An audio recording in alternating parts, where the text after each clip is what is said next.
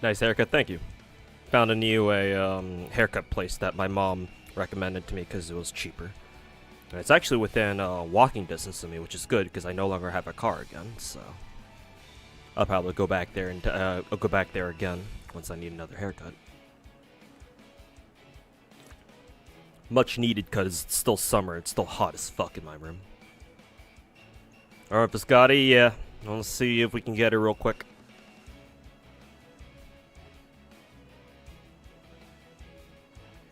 Do a couple runs of 90++ first, just to wait for people to shuffle on in. Let's see. Hopefully this team works. I think it should. Not sure why it wouldn't, but about to find out.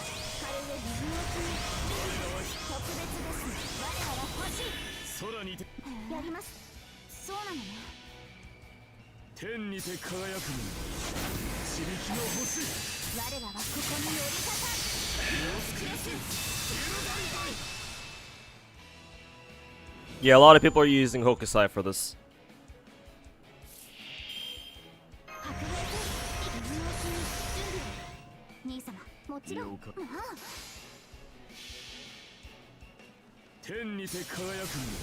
How's 90++? No treating. It was kind of rough. I had to like a lot of my runs were either like 4 or 5 turn before I was able to limit break the damage CE.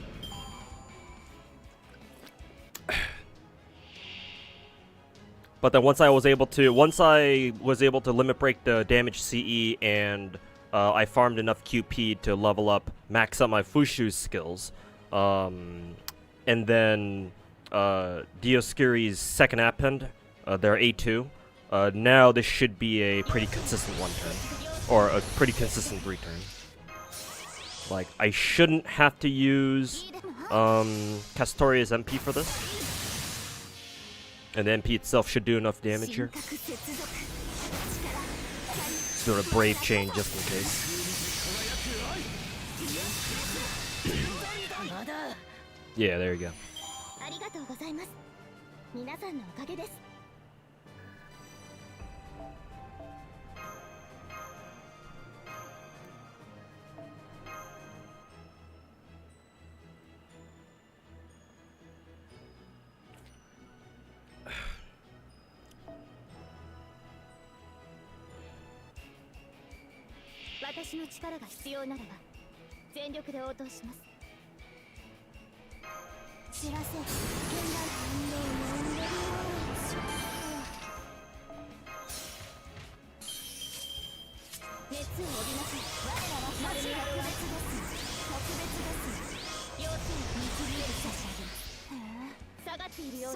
I was checking multi-core vids, and apparently no one's made one to talk about how they work in general or good combinations like Tekora?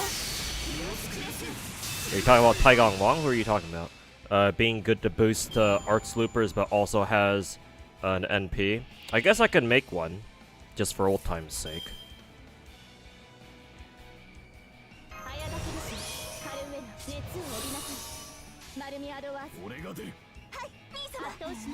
The issue with multi-core teams is that multi-core teams, the concept behind them is that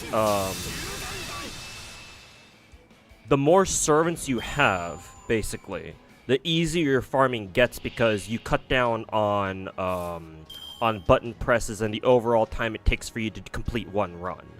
Like, multi-core teams are more of an extension of, like, efficient farming in FGO most players don't really care about like maximum efficiency. They only care about just being able to do it.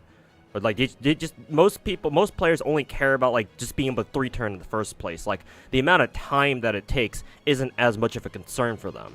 And the other side to it is that since multi-core teams depend on you having a lot of different servants to pull that shit off, that's hard for a lot of players to do. Not to mention, if you want to make multi-core teams even more efficient, ideally you should have a couple MP levels on them too.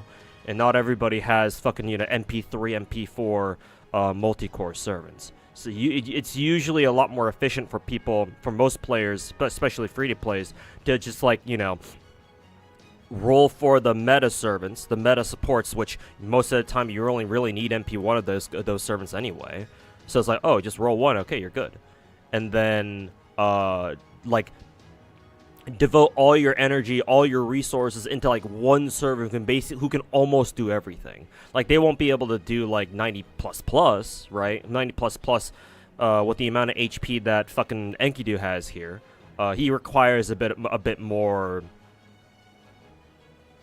how should I say, heavy investment. Then again, we're fucking art slipping this shit anyway, so it's like even quote unquote free to play players could probably pull this off too.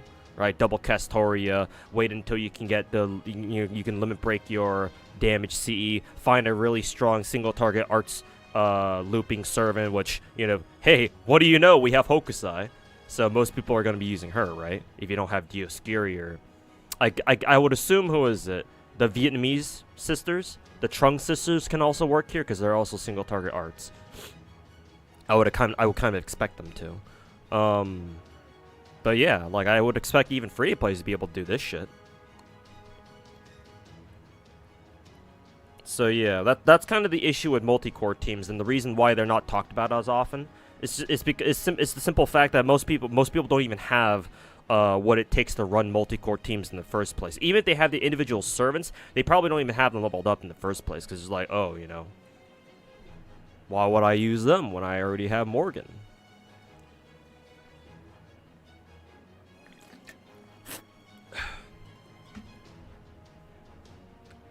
Yeah, Maki Wong, exactly, man. Multi-core farming was how we the OG whales used to do it back in the day. For real, for real.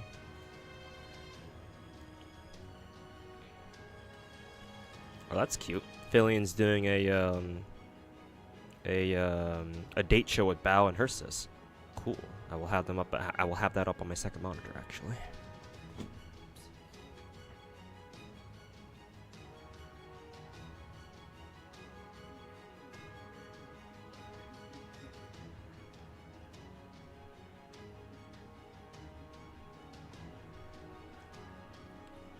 Hey, Caliente, welcome back. How's my day going? It's going alright.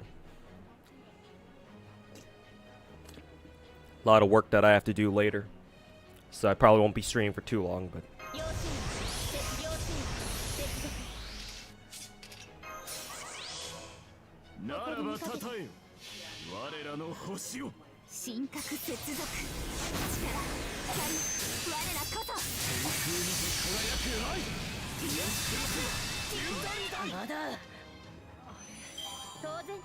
Hey, Wall Panda Man, welcome back.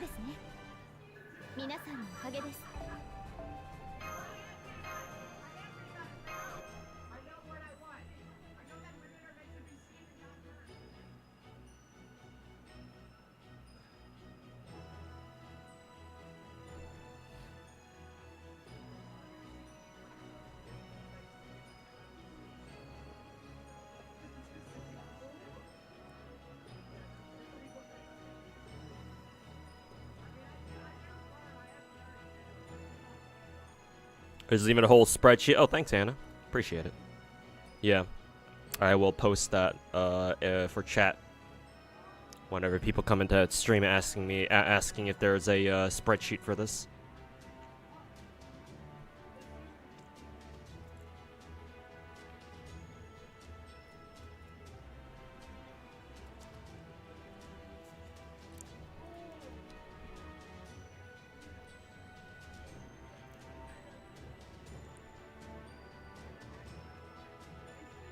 That's hilarious. It's hilarious that Altera can fucking bust to reload this shit.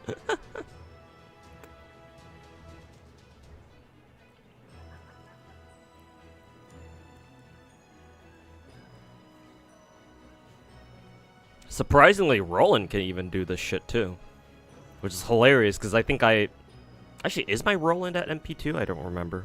He's probably only at MP1. But that shit is hilarious.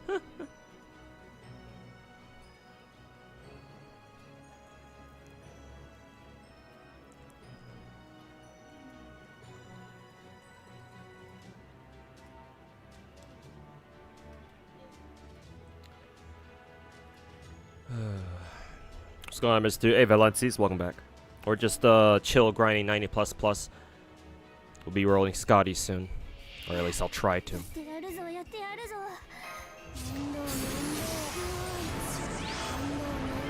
Can go over. Oh yeah, sure, over on YouTube chat.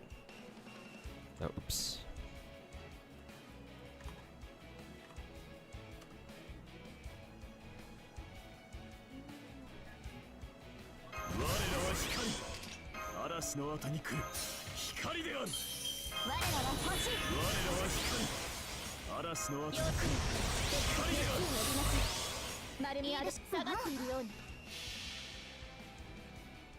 You find it funny that Summer Ibuki can loop this node? Can she?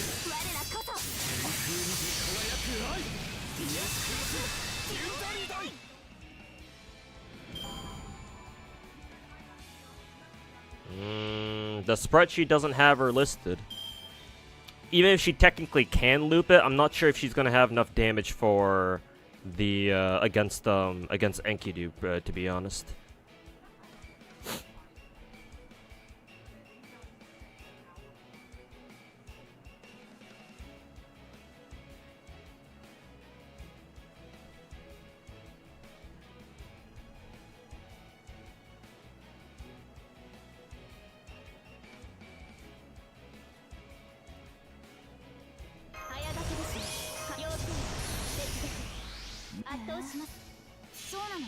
Your Ogu Saber did good work for this node. Yeah, she'll be the premier free-to-play Arts DPS option for this node for sure.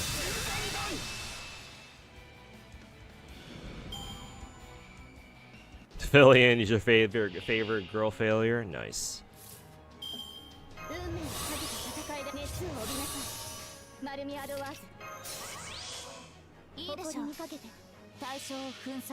You're happy you can use Kentucky in a farming comp? Ever since Koyanskaya Light became a thing, or ever since KOL Light came out last year, Kentucky has surged back onto the single target farming meta.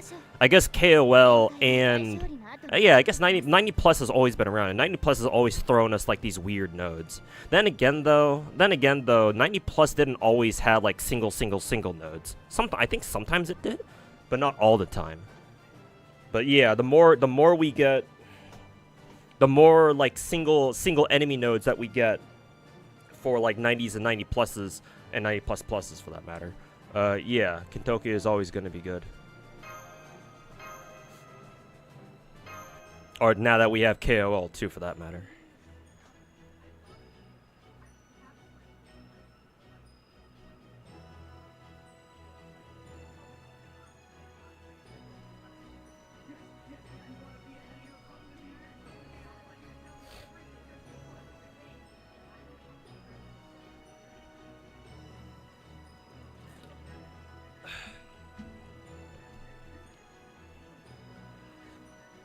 She can, who, Altera?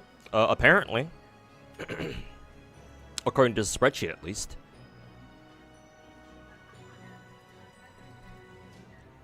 Oh yeah, that makes sense. Altera is, man attribute. And that means that she's good against Enkidu because Enkidu is Sky, and she gets an extra 10% damage bonus right there. So, if your Altera is at least MP2, and you have KOL and Oberon, then yeah, you're good.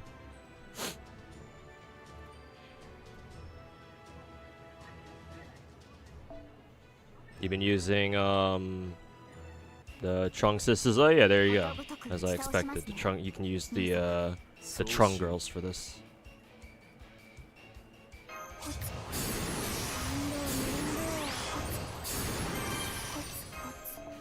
Well, I pull for a Sekhmet and Ether Gazer. Did they announce already? Then yeah, I'll try to go for.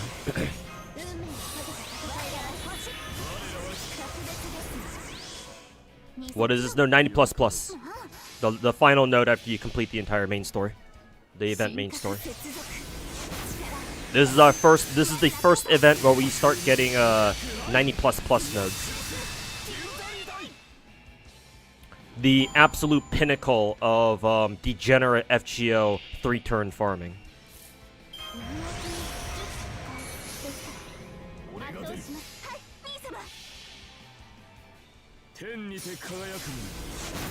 Are you relying on face card press for the Altera Altera composition? No, you shouldn't.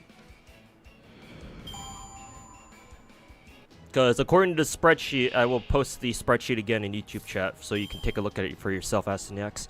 But according to the spreadsheet, all you need is your Altera to be at least MP2. Her second skill and her second append must be Lord. And she does need a limit broken damage CE, the one with Bargist on it. And your Oberon should be triple Lord. I mean, obviously, that goes without saying. But yeah, you need MP2 Altera, your own KOL, Oberon, Plug Suit 2. Either Plug Suit 2 or regular Plug Suit could work, I guess.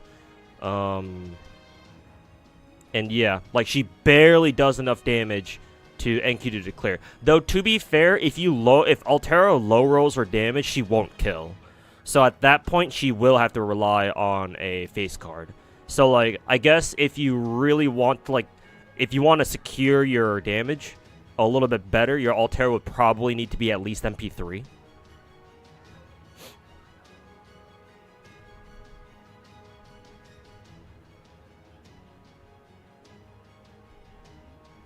Yeah. So if your Altera is only MP2, then pray that you get some face cards after on wave 3.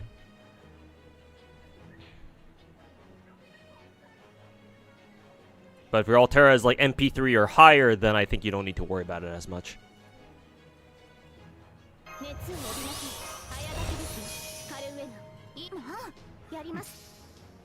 Oh fuck, I forgot to use my reset the game. Forgot to use Plexi buff. It feels like they reduced MP gain from mobs, right? No, this should be normal. What makes you think that they reduced MP gain from mobs for this node? Did you do CQ yet? No, not yet. Maybe I'll do it at the end of the stream. Is this node worth spending apples on? This node apparently does have like the best egg node that we've seen, technically.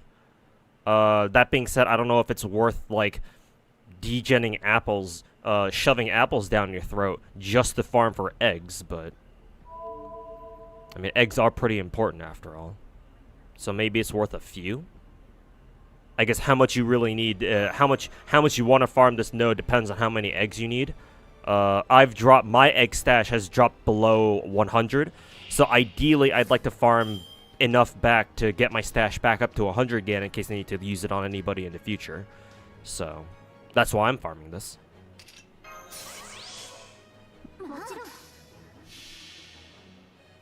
Hey, Penn Sage, welcome back, man. How you doing? Hope you're doing alright.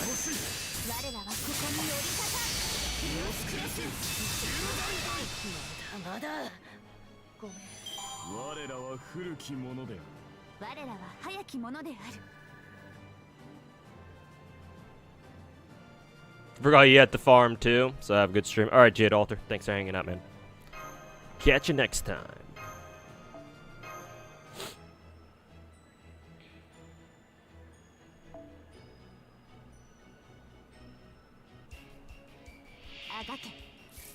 Oh, you're asking somebody else? Alright. Then ignore everything I said.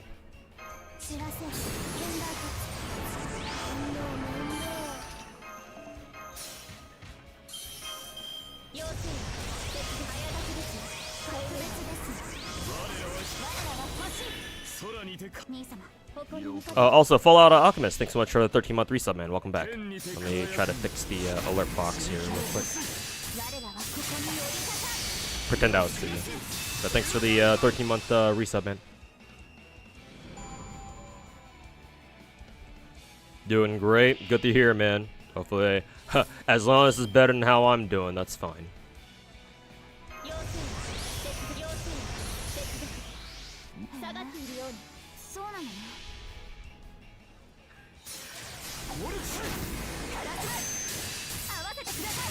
Better if you save most of your apples for lotteries. Well, yeah, naturally, but, you know, it's not always that cut and dry, you know? Because, you know, our next lottery isn't going to be until, what, Morganfest in, like, November, December? We still got a couple months to go until then.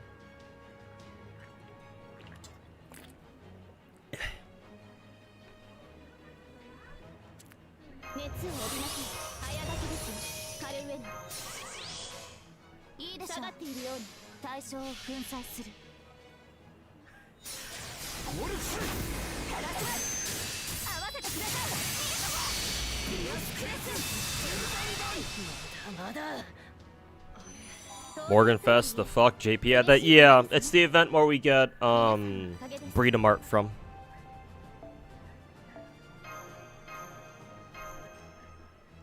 The big titty elf girl. I forget what her class is. But I believe the JP players colloquially called it Morganfest for whatever reason. I assume it's because Morgan showed up on banner during then, but I do kind of wonder why they ended up calling it Morganfest and not like Burrito Fest or something like that.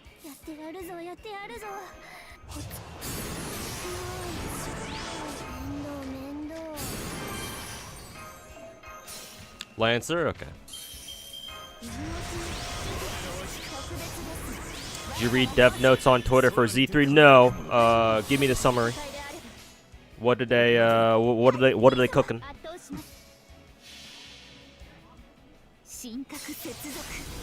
Any meta servants we should look out for in the future after summer? Not immediately on my radar. I'm not gonna lie. Past this summer, I actually don't. My knowledge of like JP servant meta like kind of falls off a cliff. Like I don't know who else would like really be good. I mean, while we're waiting for people to shuffle in so that y'all can watch my inevitably shitty summer Skadi rolls and laugh at my ass. While we're waiting for that for everyone to shuffle in, I can fucking look it up and see what we got. So 2022. Where are we at right now? We're at summer, right? Summer, and we've already had anniversary, so yeah. So summer, we could ignore that.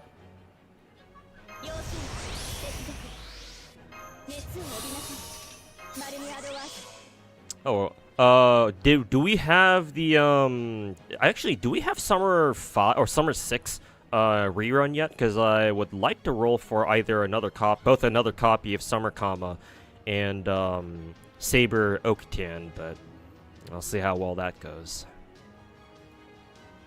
So I'll have to keep an eye out for those banners, I guess. Let's see. Not yet? Okay. I'll keep an eye out. Speshtar coming back. Let's see. Our next new event after summer is gonna be Gouda. What is it? 6? What are we on right now? Gouda 7 or Gouda 6? With EO on it. I think her name is EO, right? The new 4-star. Yeah, well for EO. Yeah, there you go. I say EO and I immediately think of the Hoyoverse content creator. God damn, they're getting so much bond from this. Holy fuck. Bond speed farming. Let's see. We're getting Sen no Rikyu, the puppet girl. Keisuke. Oh, you're probably interested in Keisuke here, Hannah. And then EO as our welfare. Sen no Rikyu? I think I remember hearing some good things about Sen. I don't know exactly what the fuck she does. Because what is she? She's a berserker. Okay, well, do you have an AoE MP at least? Yes, you do. Okay, that's something. Anon, thanks for the 5 gifted subs, man. Greatly appreciated. Thanks for your generosity. I don't know what I did to deserve that, but I appreciate it nonetheless. So thank you, man. Let's see. Does she have a battery? 30%. Is that it? Unfortunately, yes. 30% better than none, I guess. 20% MP generate, 20% quick. Generate some stars. 30% battery. Overcharge MP gauge, MP overcharge by 2? But for Sen, it would only be extra man damage, so whatever. And then third skill is kind of meh for farming. But, I mean, hey, she does Omega crit damage, so shit, man. Let's see. Increases own MP generated quick cards by 10% on as a passive. That's actually pretty good. And then seals MP. I guess Sen would be a good quick looper.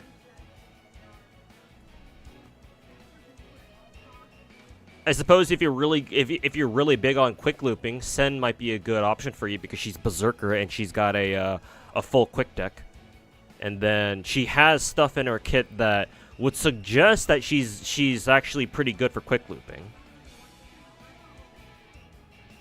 And not to mention she's got Omega quick crit damage, so you know. Load her up on a full deck of stars and have all 3 of her quick cards up and running, and holy shit. Time to melt a bitch. I don't know if she's meta though, but hey. I think she's probably going to be a very strong, compelling serve for any of you quick loopers out there.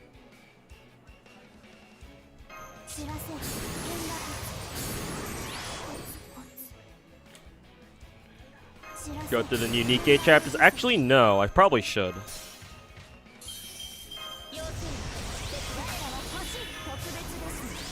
I'm trying to max limit break my my summer Ines, so I need to and I used up all my gems that I had on me that I've been saving up after summers, so I gotta go back and start grinding gems again.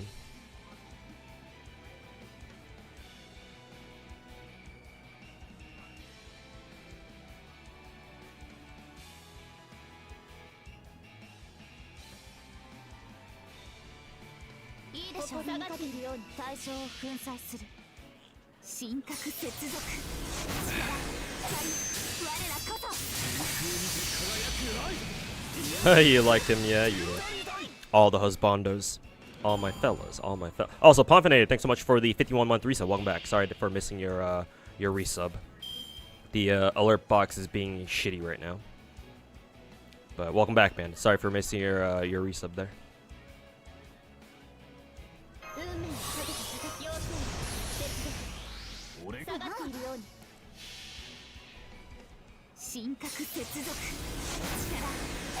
Yui, I assume from the Samurai Remnant collab, is a powerful support for some specific servants. Well, if she's only a niche support, then she's not exactly meta now, is she? Can you ask for a role recommendation? You'd love to use Immortal. You just got Proto Merlin, Summer Skadi, but you also want to try a new crit team. You got Van Gogh a year ago. You haven't been able to play her well yet. Is Doman a better pick than saving Merlin Q1? Merlin Q1. What's Merlin Q1? Are you asking? Are you saying you want to save for OG Merlin? Regular Merlin? I mean, the safer pick is, if you're asking about OG Merlin, the safer pick is just go with OG Merlin. Because Domon is a more specific support, because he specifically supports chaotic evil servants with both attack buffs and crit buffs. But Van Gogh, I think, is chaotic evil, so if you want to make Van Gogh work, and if you're committed to the bit, then yeah, sure, you can roll for Domon. rather than Merlin. That's fine.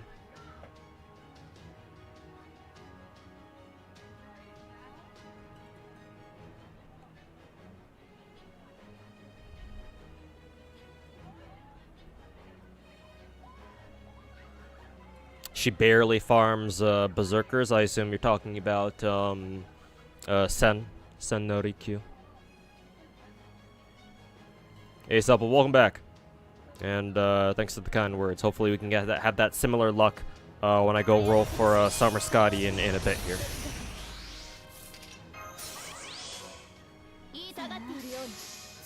Rolling for Zhiyuan. I'll try to scrounge up as much free-to-play, the Primo Gems, or whatever the fuck they're called, Polychromes, as I can, and then try to get her that way. If I can't, and then I will probably have to spend money.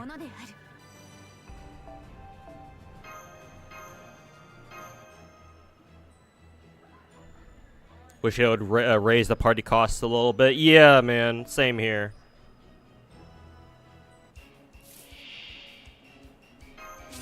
More party costs would always be is always nice, or it would be nice.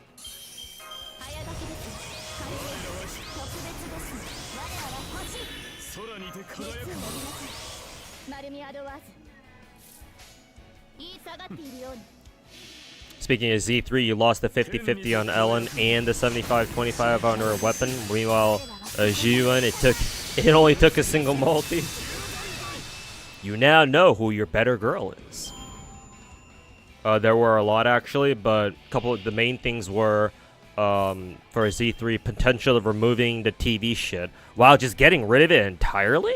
I don't think they should get rid of it entirely. I just think that they just need to get rid of like all the fucking annoying ass unskippable dialogue that you're forced to listen to. Like it would be a lot better if you could just like move around on the map while listening to whatever dialogue's going on.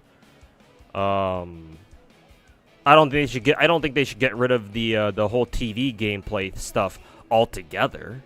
Chain attack cancel button / manual. Chain attack cancel button or like a manual option. Oh, I see. So you choose whether or not you want to go into a chain attacks. I mean, but why wouldn't you? But why wouldn't you just chain attack? Like Z3 gameplay seems I don't know if the word balance is the right way to describe it, but like it really feels like the game intends for you to just spam chain attacks as much as humanly possible, because that's how you're getting most of your damage. It's not only damage but also your best defensive mechanic, because none of your characters can get hit while you're chain attacking. So like, why wouldn't you chain attack? But I guess just giving players the option is always nice.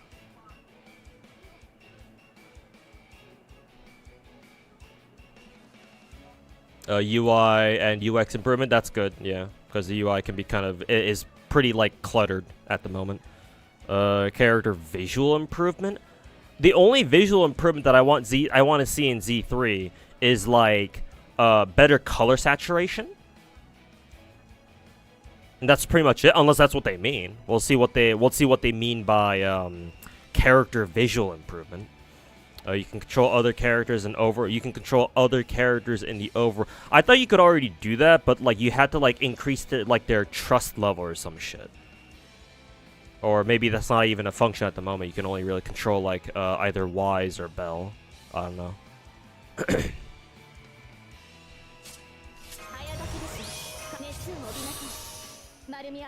And then freely being able to change the time of day. Yeah, that's nice.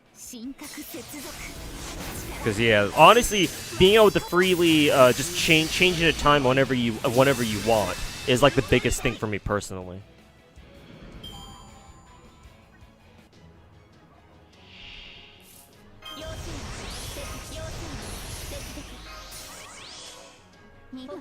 And then new combat / challenge modes being implemented. Oh, that's good.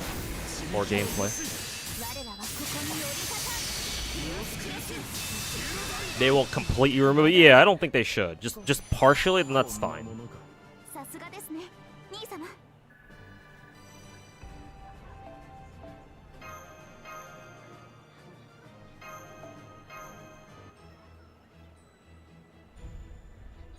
Hey, Lazy Chair, welcome back. When you played, you just ended up pressing, what, spacebar all the time? Really? Then I don't think you've really progressed deep enough into Z3's gameplay, but...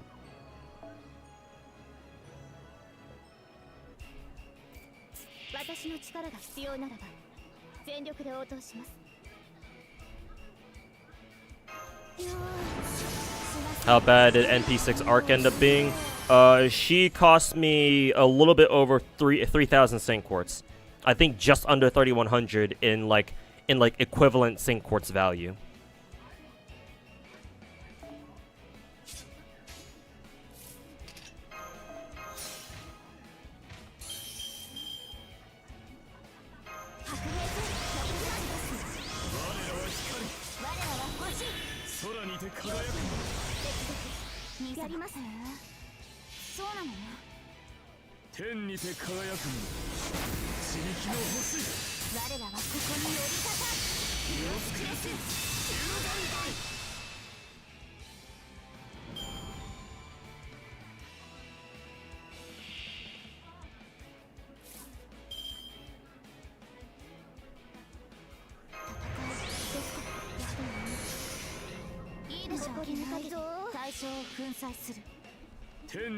Hey Brahaga, welcome back. Hope you're doing alright. I'm doing alright, yeah. For now, anyway. There is a color filter strength in the settings? Really? I'm gonna have to go check that out then. But like, why can't the or why didn't Z3 devs just like make the color saturation just stronger in general? Why do we have to go into the fucking options in order to change that? Whatever. I'll check it out later. Hopefully I remember to do it.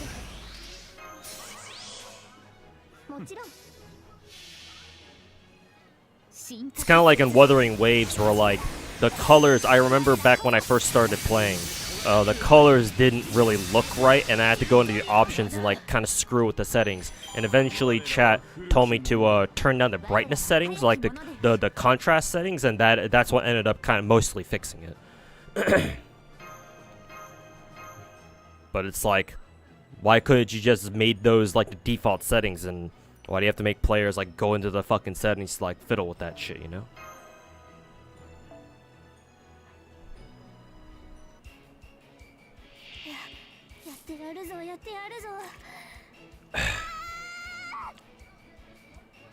The trust level thing is for the menu wallpaper where you just see Wise and Bell chill on the phone. Yeah, I guess that's what I was thinking of. Yeah.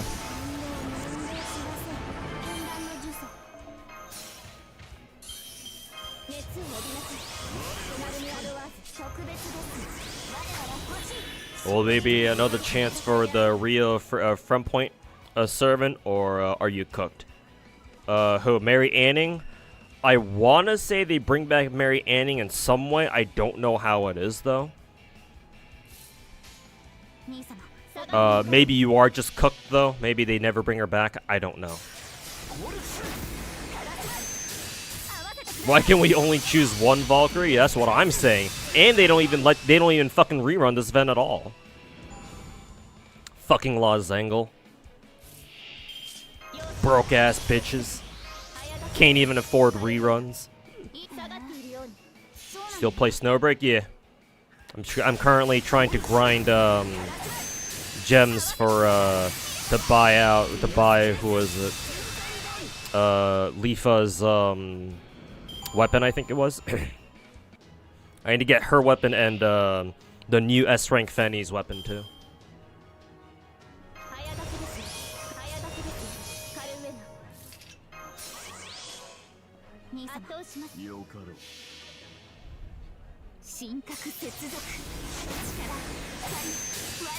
Do you think is a possible servant that could be playable and within the Star Rail collab? Too early to say, but I mean it's specifically with UBW, so I would imagine Shido, Emiya. I'm not sure if they'll put in Gilgamesh, because Gilgamesh is Gilgamesh is like the major antagonist of the UBW arc, isn't he? Because like at the end of UBW, at least in the anime, from what I remember watching, Like, the final episode is basically Shido versus Gil, isn't it?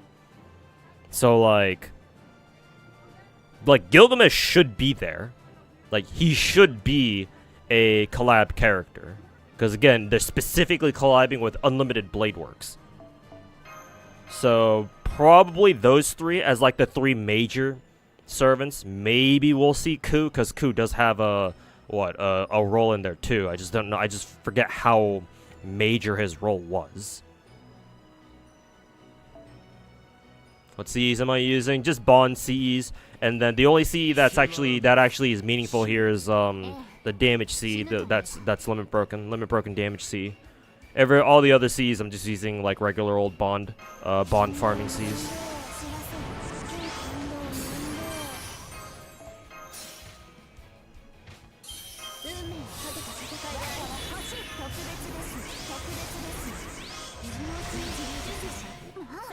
Oh yeah, I forgot. I should probably stop using supports that bring the event C.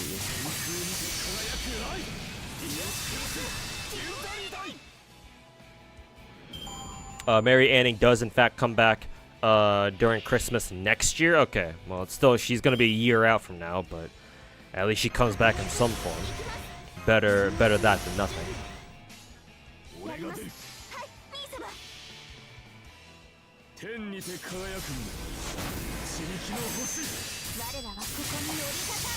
Ugh.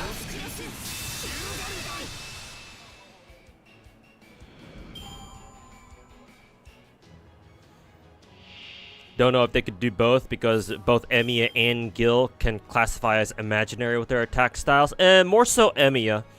Gilgamesh is less imaginary because his treasury of Babylon is actually real.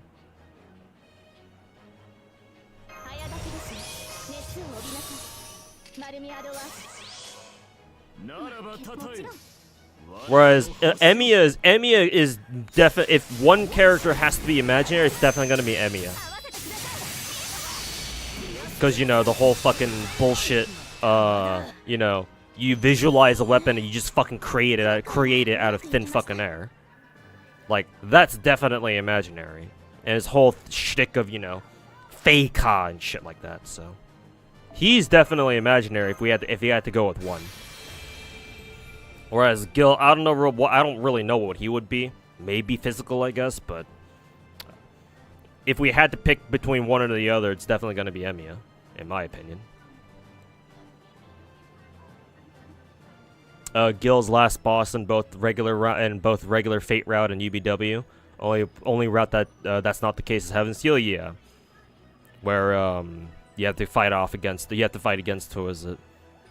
Yorokobe Shonen, and obviously the Black Rail. Black Rail / Salter.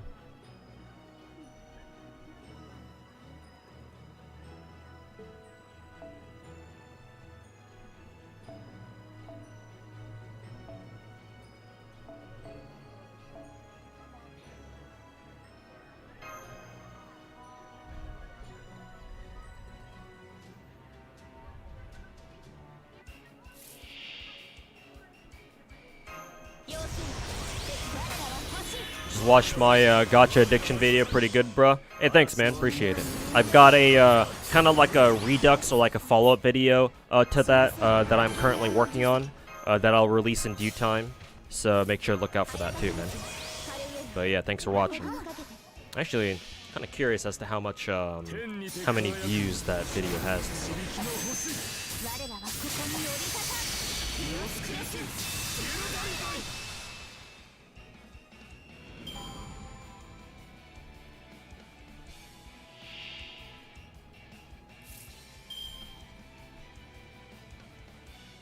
Under 56K, I got a little bit more. Not too much though.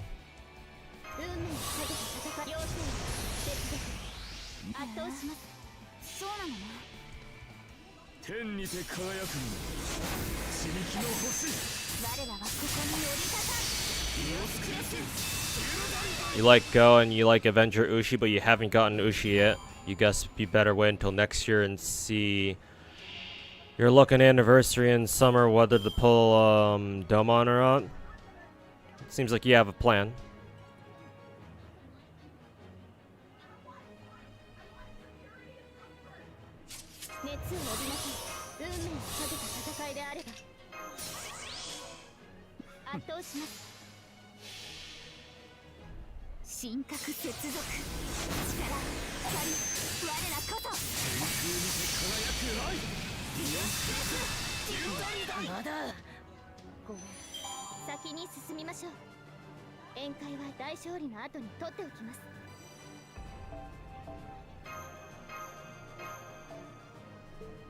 Okay, enough stalling. Let's go fucking suffer for Summer Skadi, I guess.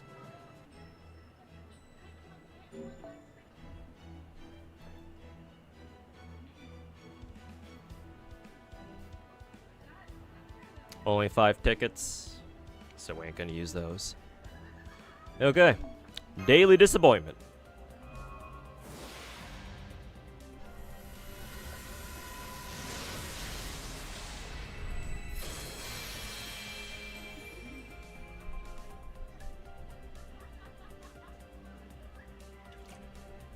Lovely.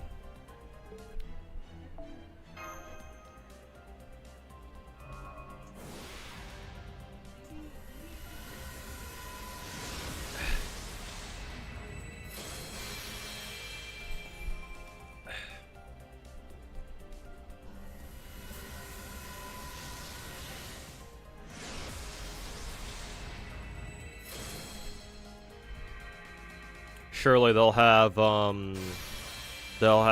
Rin in there. I'm considering how big of a role that Emiya has, obviously, in UBW. I would imagine Rin, like, has the potential of showing up. I don't know if she actually will, though. Actually, no, Rin can absolutely show up, yeah. Because isn't, like, the epilogue of UBW, at least the anime, the UBW anime, the epilogue of UBW showed, what, Shido going to study in London with adult Rin, right? After they graduate high school? Or whatever the fuck.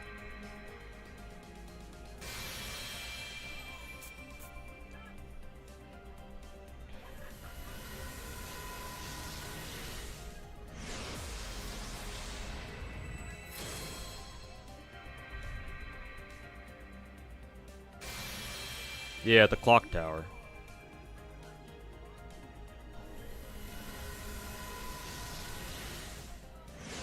Wonder if Starro has the balls to... Ooh, is that Woo? Wonder if Starro has the balls to add somebody like Gil. Well, it's not going to be Saber, because Saber doesn't really have that big of a role in UBW, I'm pretty sure. So, if they were to add Saber in a UBW collab, that wouldn't really make a lot of sense. Like, why would you include her when, like, you could have put in, like, Gilgamesh? I'll add Gil, but it'll be Kid Gil. Well, then that's a different collab altogether. I don't know if they want to do... I don't know if they want to go that far.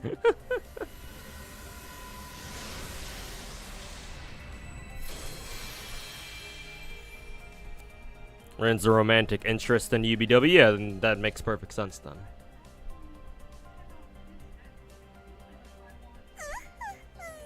Hell yeah, Wuzetin with tits. I'll go the rolls. We just started first multi, and we did pick up Wuzetian first. So now it's just looking for fishing for a copy of Summer Skadi now. I love how the collab reignited the whole Fate Watch Order debate. Yeah. Not surprising. I mean, it's the Unlimited Blade Works collab specifically, so all the Hoyotards need to really care about is just watching Unlimited Blade Works. They can just say fuck the other routes and just watch UBW. Honestly, UBW is like the ease. Honestly, the reason why I think Star Rail went for the UBW collab specifically is mainly because you can actually watch Unlimited Blade Works like the most easily out of the 3 routes, because the regular Fate route doesn't have an updated, like, a more modern, like, adaptation yet, because all we have is the fucking 2006 Dean anime, and like ain't no fucking Zoomer out here gonna want to waste their time watching a fucking 20-year-old anime. So it's like, yeah, fuck that. Heaven's Feel is only available through movies. And, like, I think you can actually watch the entire Heaven's Feel movie on, like, YouTube or something. You might have to pay for it, though. But you can watch it on YouTube. But, like, you can't watch it for free. So you'd either have to, like, pirate it or, like, you know, find a way. Buy the Blu-ray box, I guess. Spend $200 on that. Or however much it costs. Anyways, point being, Heaven's Feel is kind of a pain to watch. Or is going to be kind of a pain in the ass to, you know, figure out how to watch. Like, Unlimited Blade Works should be, like, the easiest one that you can watch. Right? Because it was an actual anime. You know, that came out in, like, 12 episodes or something. So, yeah. Like, out of all the collabs they could have done with any of the Fate routes, yeah, UBW is probably the smartest one. Because now all the Hoyotar is going to be like, oh, you know, I've heard about this Fate anime thing, let's go watch it. And they look up Unlimited Blade Works, and there you go, it's right there. Streaming on, like, what, Crunchyroll or other anime streaming sites. UBW is the most approachable for the average anime fan. Yeah, I agree. Yeah, UBW probably has the least amount of, like, you know, Nasuverse bullshit. Cause like the regular Fate route, like, how do you explain the Dragon Mana transfer scene to the normies? And, like, Heaven's Feel is all sorts of, like, fucking landmines and red flags. And so, yeah, UBW is probably the least egregious when it comes to, like, weird Nasuverse bullshit.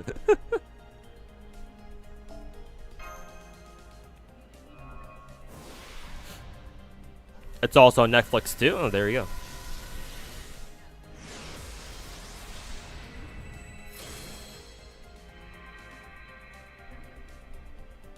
How'd you watch anime back then? With your friends? Sometimes. Mostly just on our own, though. We had our ways.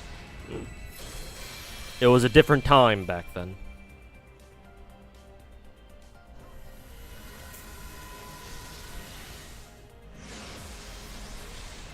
People love to overcomplicate the Fate watch order. It's not. Yeah, and we have Giga to thank for that.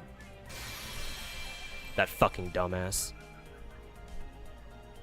The amount of damage that Giga has done to the normie community, the normie anime community that was interested in watching Fate needs to be studied.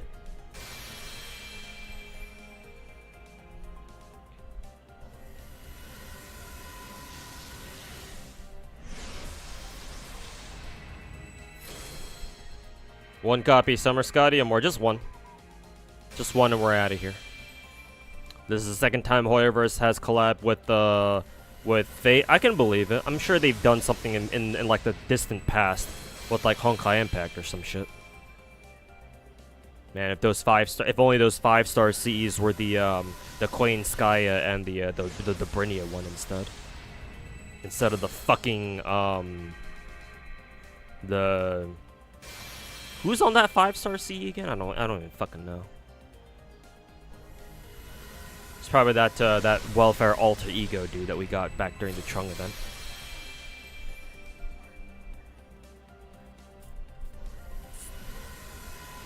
Did you see Giga said that visual novels need to be shorter? If he legitimately said that, then he's fucking retarded. The fuck, dude? Stick to watching anime, you fucking little shit.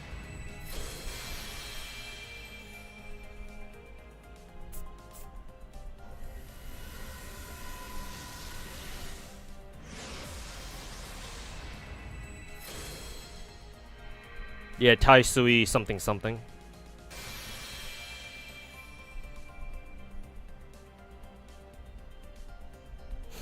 It was Honkai Gakuen. Okay, they collab with Prisma Ilia. That's surprising. Specifically Prisma Ilia, huh? Oh, nice. We actually did get another copy of this. I forget how many copies of that we have total. Let me check real quick. Only 3. If these two 5-star CEs were the KOL and the Dobrinia one, my job would be done, but I guess I can go fuck myself.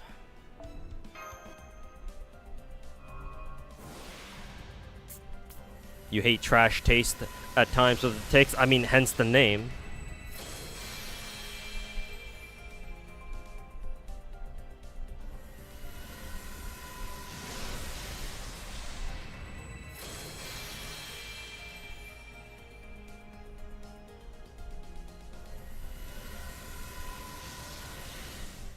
You thought that Gig video was funny, but dear God, people are blind to are deaf to the sarcasm. If it was being sarcastic about it, then I can give him that. If it's just his core audience being a bunch of fucking retards, then I guess that's a different thing entirely. Can't really pin all the blame on him at that point. But hey, you know, apparently he said some dumbass shit like visual novels need to be shorter or some shit like that. So, you know, he can go fuck himself either way.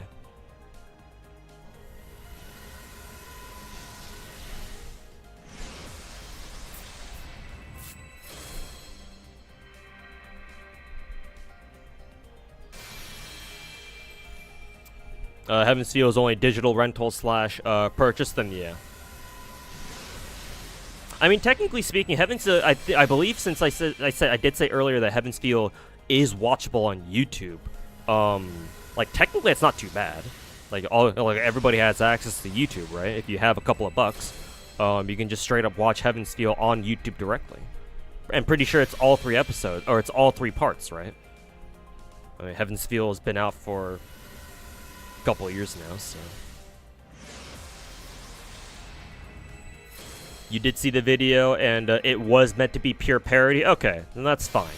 If it was meant to be a parody video, then yeah. I've never watched that video myself, but I've heard some things.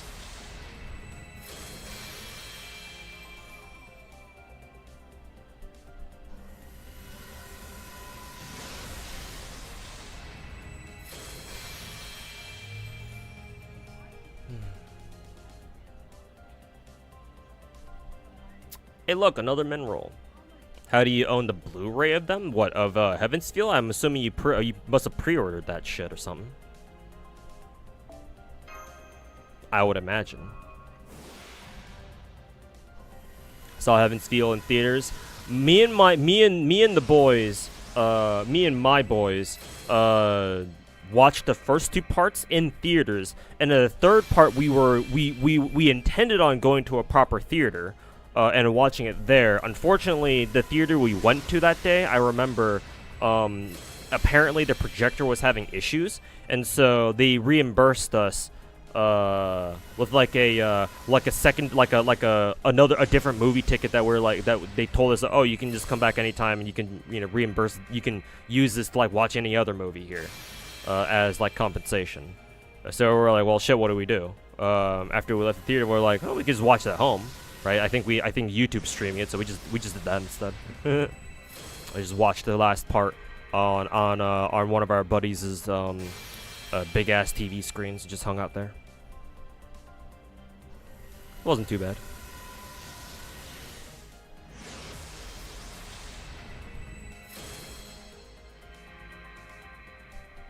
Good luck rolling. Hey, thanks, man. Thanks, man.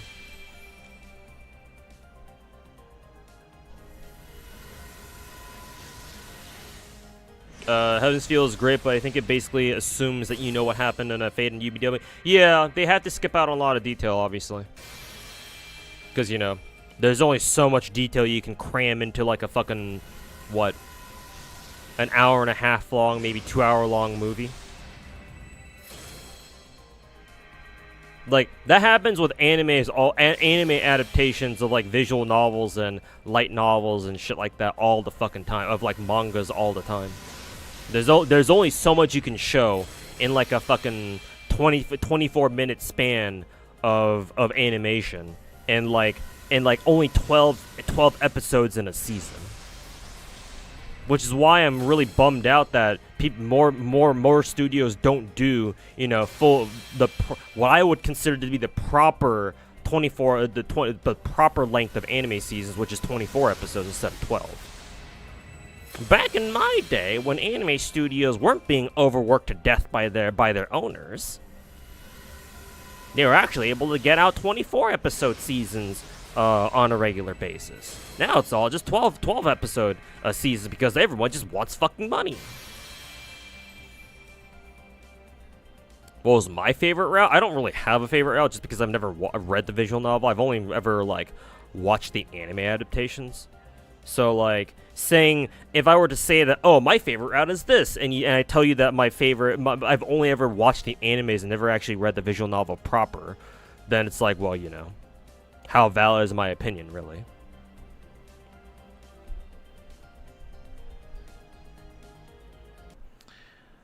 Alright, time to roll. Or time to, spend money.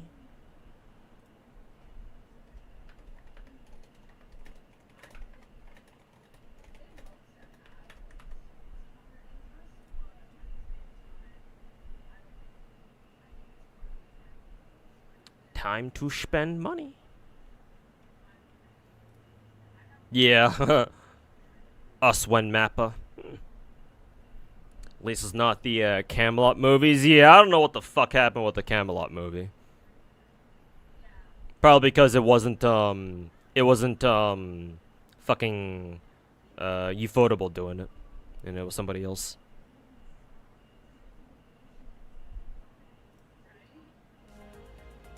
Hopefully you don't hit pity. Oh god.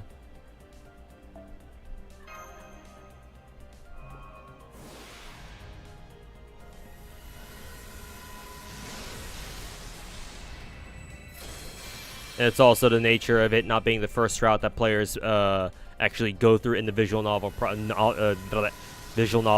Yeah, that too.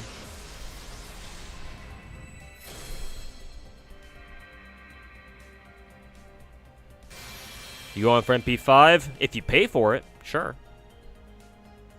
At the moment, I only plan on MP1.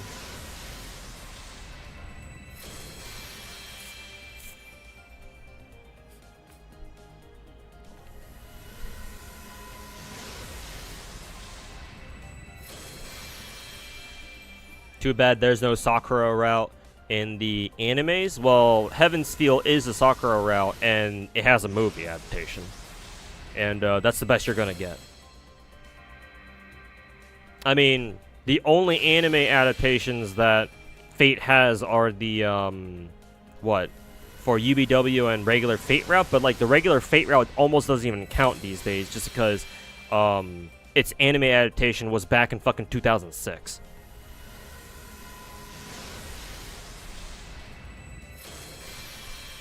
So, like, it's really outdated now. So if they plan on making like a remake of that, then sure, that'd be one thing. But god fucking damn, I keep getting the Taisui 5-star CE.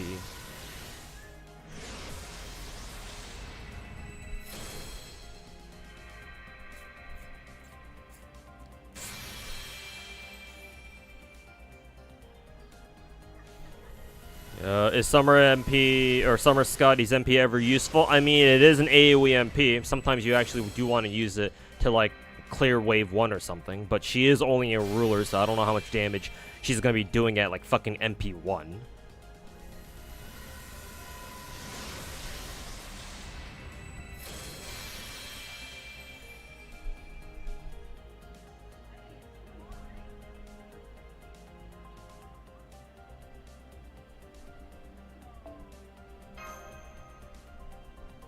Oh, I think I saw a loading there.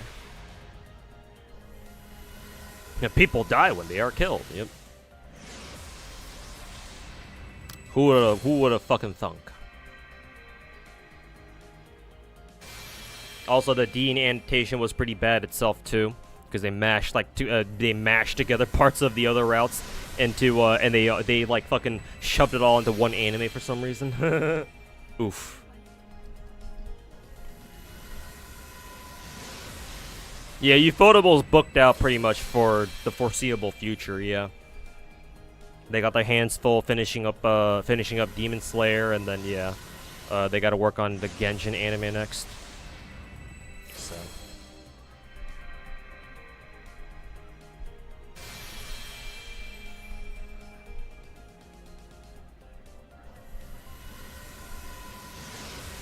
Got Summer Skadi. You're thinking of saving the rest on Summer Okta and Alter rerun. How well do they work together? Well, Summer Skadi should also have a 50... Actually, no. What the fuck does Summer Skadi have? I forget if Summer Skadi has a 50% Buster or 50% Arts. Or 50% Quick. I think it was 50% Buster, but she also gives a crit buff? Something like that? Where is she? Summoning campaign 3. Skadi ruler.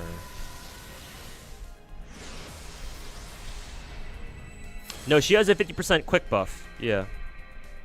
It's the Buster crit that I was thinking of. That was sort of incorrect. She increases people's Buster crit damage by 100% for 3 turns. But her second skill is still a attack, quick, and Buster buff, which, like, what the fuck? Who thought this was a good idea?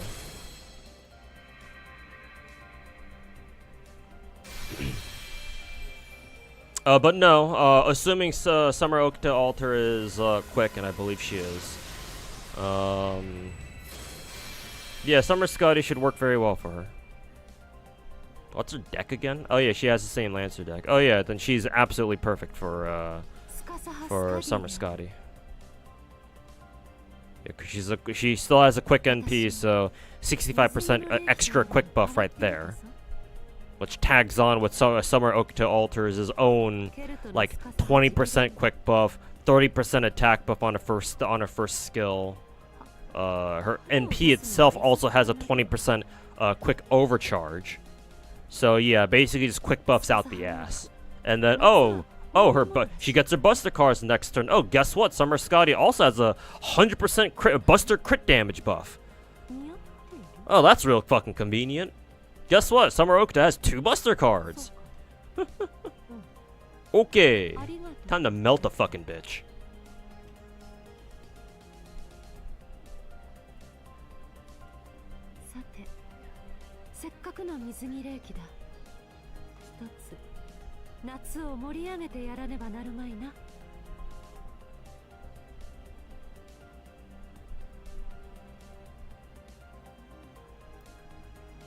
We're good? Okay.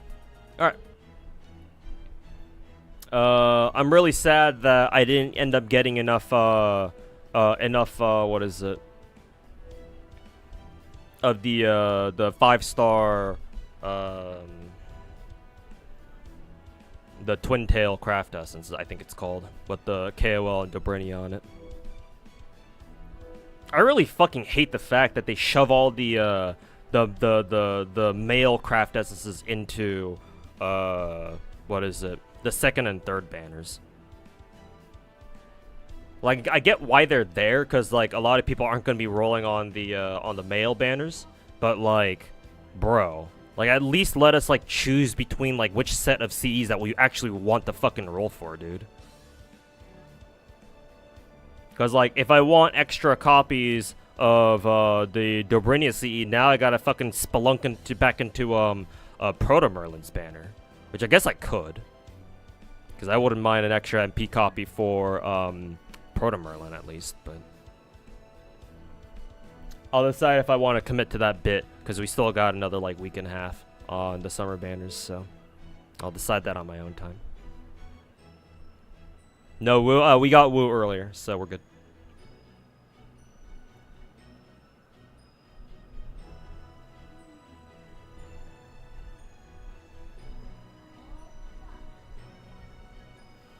Maybe they know a lot of people will roll on summer. Well, yeah, obviously. Again, I understand why they threw the male banner CEs into, like, Summer Ibuki's and Summer Skadi's banners, because they know that most players aren't going to bother rolling on the banners with the dudes on them, right? Which is where the male CEs come from, the male event CEs come from. But at the same time, it's like, well, I kind of care about getting the Dobrinia and the KOL CE the most, right? So, like, it would be really fucking nice if they let us choose, like, between which set we want to roll for, and, like, only get 5-star craft essence from that particular set, right? With the girls on them rather than the guys. But, you know, it's Los Angeles, and when have they ever done anything good when it comes to gacha? I mean, Gacha's bad Civ and has always been bad Civ, so you know. Why am I even asking that fucking question? Or you're saying courts count for the summer rolls? Overall, they were actually pretty good. Because I forget how much summer Proto Merlin cost me. Oh yeah, no, I remember. It was 181. Yeah, 181. And then Ibuki and Eddie said I got both of them in the same multi, and it was the first multi-roll that I did after the Daily Disappointment. So, what, another 31? And then here, I forget how many multis it cost me here, actually. How many did I have at the start? I did my Daily Disappointment roll here, too. And then I think it was like 4 multis before I had to buy another pack, and it was probably another multi or 2, so like maybe 6 multis. So I want to see another like 151 or 181. So like what's the math on that? 181, 181, 362 plus 30. So I think it has to be less than 400 sync quartz, I think, for everybody and a handful of event craft essences. So not bad, honestly. I'll fucking take it. For me being the broke-ass bitch that I am at the moment. So yeah, I'll fucking take it. Wasn't too bad. How come an extra copy of Proto Merlin? Proto Merlin is the summer servant that I want the most. Not only that, but I was just complaining about how I wasn't able to get enough craft essences, the KOL with the Dobrynia CE, because I really like those 2 characters. I was complaining about how I didn't get enough craft essence copies to limit break them. I need 2 more, I believe. At least 1 more, maybe 2. And I was bitching about how, you know, I ended up getting like 3 or 4 fucking Taisui 5-star craft essences, which if they were the twin tail ones, the one with Dobrynia and KOL on them, then I wouldn't have to roll anymore. So, you know, Los Angeles can go fuck themselves. Talking about the game, you're talking about a game that added that whole fucking AoE banner. I know. So exactly, hence why am I even asking this fucking question? I should know better. I should fucking know better, dude.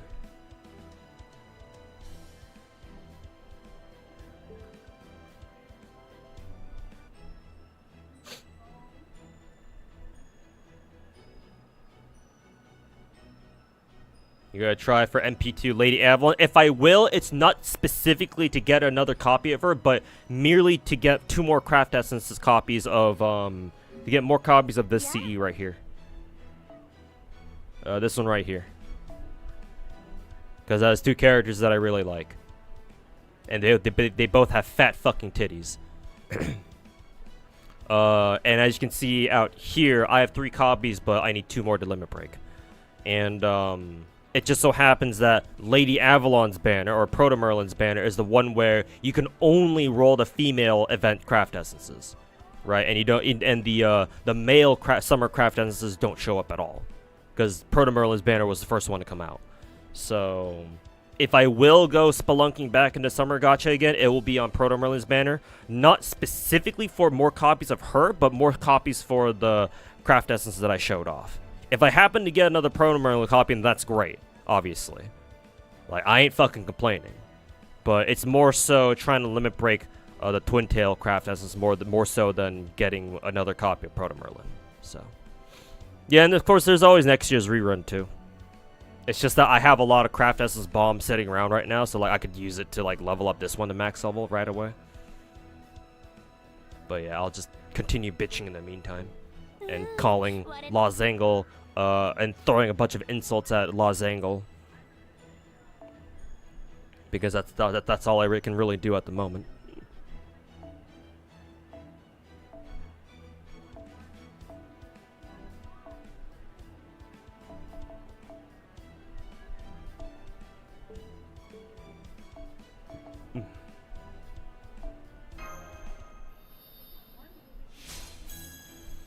Los Angeles just wants their bag of money, yep, so they can go fucking shove it down Sony's throat at the end of the month.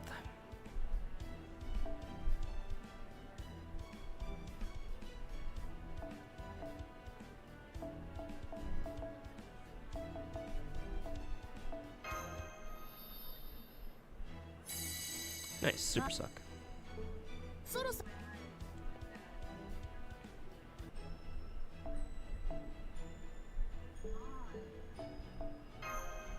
Let me check how many eggs I've got at the moment. 69. Nice. I'll try to farm up to like 100 of them. Dobrini is bigger in that art style. Dobrini is pretty big already, to be honest with you. Like, she's got some fucking milkers in her regular, what is it? In her fucking regular servant art.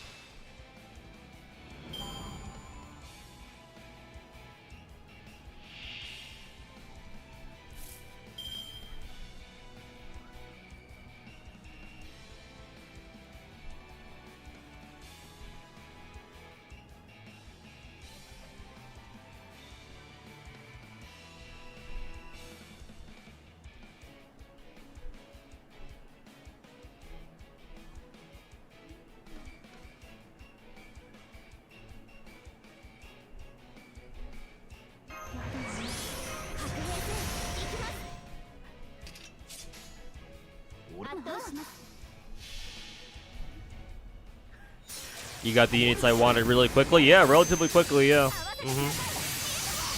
I mean, I got everybody well below 300 Saint Quartz, so obviously I'm pretty thankful for that. Always can definitely be a lot worse.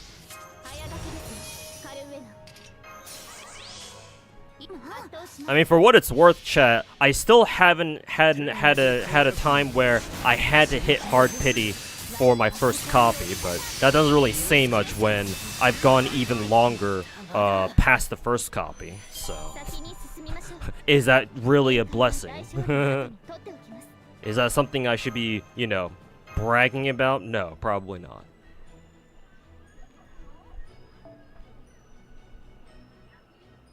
Sony needs to get their money back after Concord.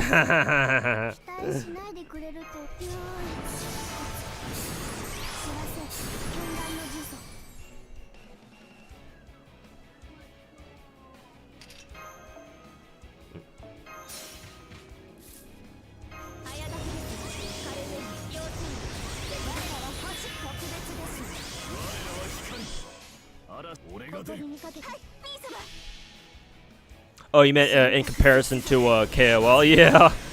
Yeah. Maybe it's just the angle, the camera shot, or the art angle. But yeah, it seems like Dobrania had bigger titties there.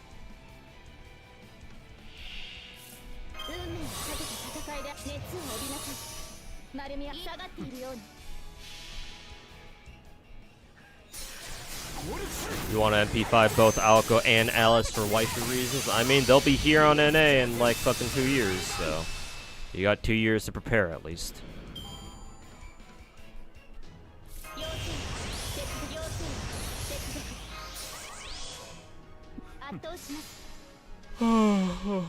Oh, you know about Concord? I've heard that Concord has been a pretty big disappointment so far. Like it's heavily underperforming compared to expectations, or so I've heard.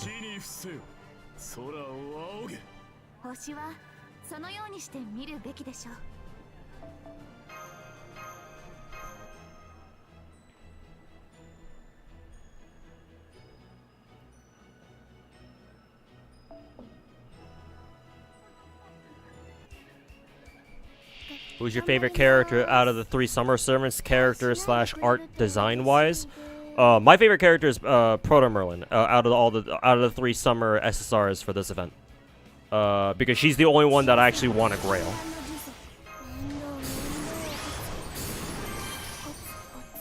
I mean, given my love for big fat fucking titties, you would imagine it would be either Summer Ibuki or at least Summer Skadi, but I don't know. Proto Merlin hits a little different, you know. Which is kind of funny because I always trash talk regular Merlin. Fuck, I didn't want to use that plug suit buff right away. Whatever. Hopefully we'll make it work. Is Concord a hero shooter? I believe so, yeah. Or at least it looked like a hero shooter.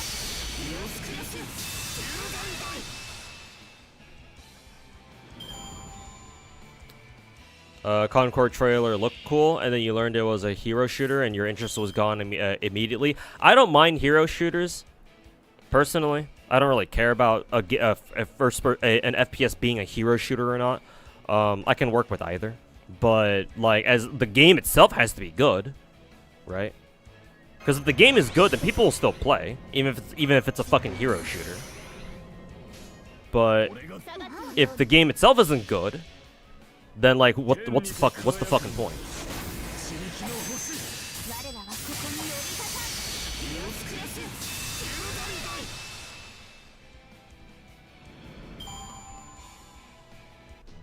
You went for Hilda. If you're talking about the Valkyries, then I went for Ortland. Ortland has always been my favorite Valkyrie.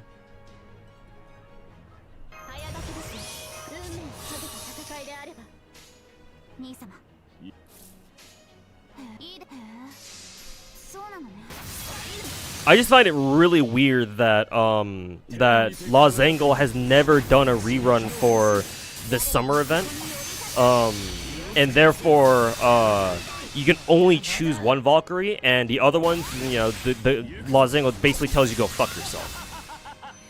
Because like they took the time when they went back when they were still doing reruns properly. Like when they reran, for example, that one Halloween event where we got the alter ego Liz, right? The Mecha Lizes, right? Because there's two Mecha Lizes. So like, okay, well, you do the first event, you do the event the first time, you pick up one of the Mecha Lizes, and for the rerun next year, you pick up the other Liz, right? It makes sense. So it's like, oh, now we don't have reruns anymore. How are we gonna get the other Valks? Oh. Just go fuck yourself? Okay, I guess. Oh, guess we'll go fuck ourselves then. Sure. Or maybe wait a decade to finally for Losangle to finally put the other Valkyries back into like fucking Rare Mana Prism Shop or some dumb fucking shit like that. Fucking Christ, dude. Evocation Festival. I assume that's the whole like the Losangle's whole like, oh, we're bringing back the welfares or some shit like that. Yeah. So like, sure, we'll get another one, but what about the third one? You know. So yeah, I suppose that's the answer. That's the kind of question that is, you know, that we got left to answer then, huh?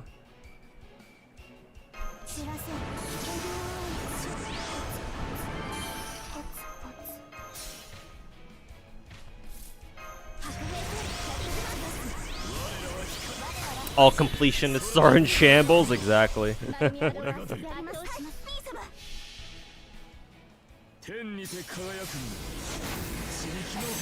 you're here having fun with the Marvel hero? Oh yeah, Marvel like rivals or whatever. Yeah, I watched a couple streamers play that game. Look, it seemed fun. But then it being a NetEase game is grim. So NetEase is Chinese, right?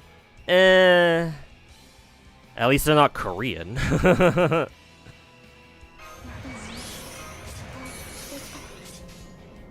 Like, just given the economic atmosphere in mainland China right now, I don't think NetEase is gonna risk doing anything that will like piss off like either their shareholders if they even have to worry about that, or like their overseas players. I don't think, because like they really need the money. At least that's what I would think. Maybe that's not actually the case. But if NetEase is a Chinese company, then it's okay. Obviously, ideally, it should have been somebody else. But you know, there are worse companies that they could have, partnered with.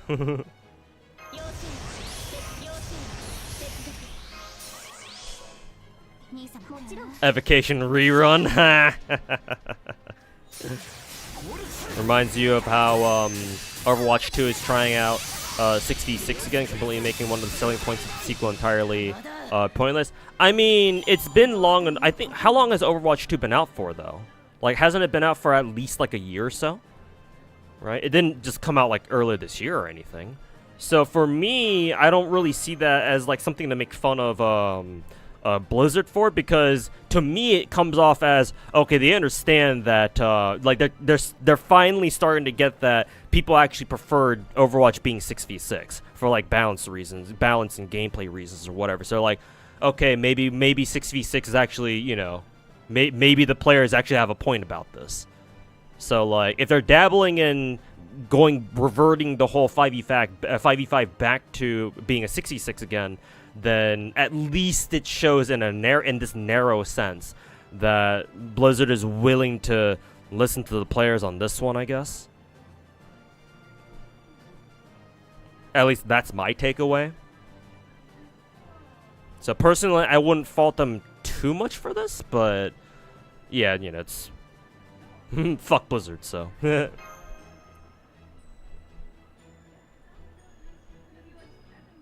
2 years? Okay, so it's been around for 2 years, yeah. If it's been around for 2 years, then yeah.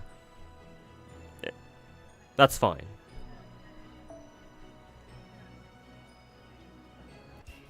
No, still no PvE mode, though, yeah! Yeah, fuck them. No PvE mode, go fuck yourselves. Overwatch 2 came out back in October 2022, okay, so yeah, it has been around for a while.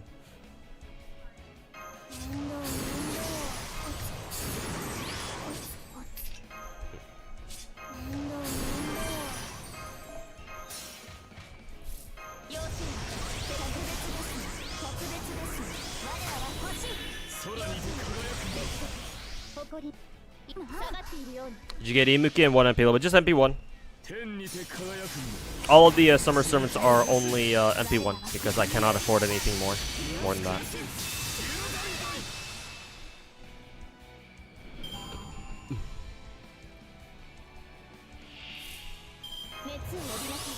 Even Nexon's being friendlier with like for example First Ascendant, I see. Perhaps Nexon is finally learning their lesson, dare I say. Oh my god, if you just listen to your players and cater to their needs and their demands, and you just focus on making a good game, maybe you'll actually start making some money. Blue Archive.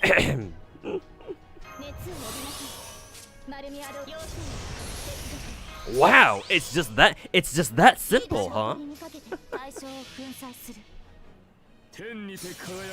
You see a fellow Ortland enjoyer, Giga Chad.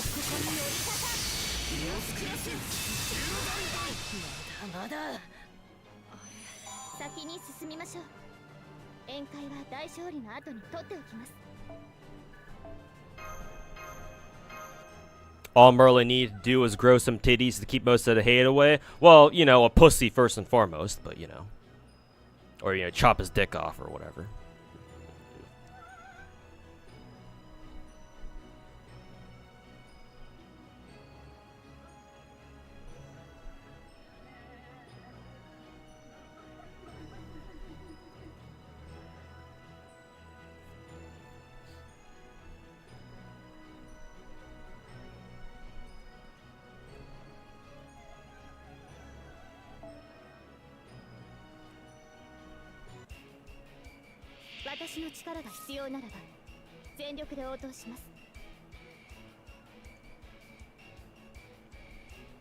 If you like Blue Archive is the game that currently makes the most money from, it has to be in their top 3. It has to be, because Blue Archive fucking is a fucking phenomenon in Japan for sure. Japan loves Blue Archive, bro.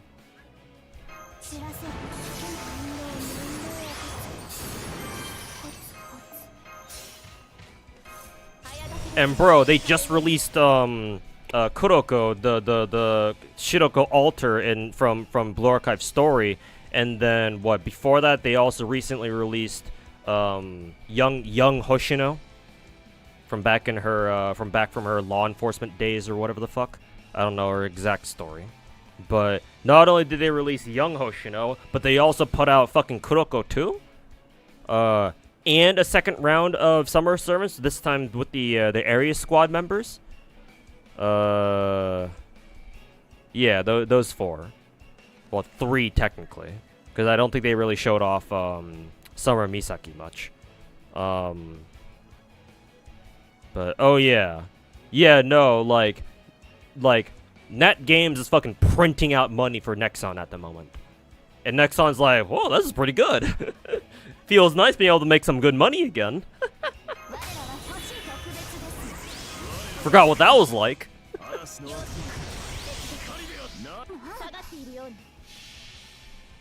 You wish the anime were better? Anime adaptations will always never... I've learned that anime adaptations will never, like, truly live up to expectations. You'll have exceptions here and there. Like, I believe somebody in chat earlier mentioned that, I believe the Steins Gate anime, assuming it has an anime, was actually a pretty good adaptation. So yeah, you'll have exceptions here and there, but for the most part, just the mere concept of adapting like an original work, like a visual novel or gacha game or light novel or manga, which typically have a lot more content in them, and trying to condense all that shit into, like, 12 episode anime seasons where each episode is only 24 minutes, so like, or 25 minutes, so you only have so much time, right, to be able to convey all the most important shit. Yeah, it's never gonna work out. Like, that shit is always going to be hard to pull off. So, like, if the Blue Archive anime couldn't pull it off the first season, I highly doubt the following season are going to do the trick either. It's just a brutal reality that we have to live with, that all the animated stuff will never be as good as how we want them to be. It's just that simple. Like, not to be like a doomer or anything, but like, that's just how it is. If you can give it the dicketh, he can take it the dicketh away.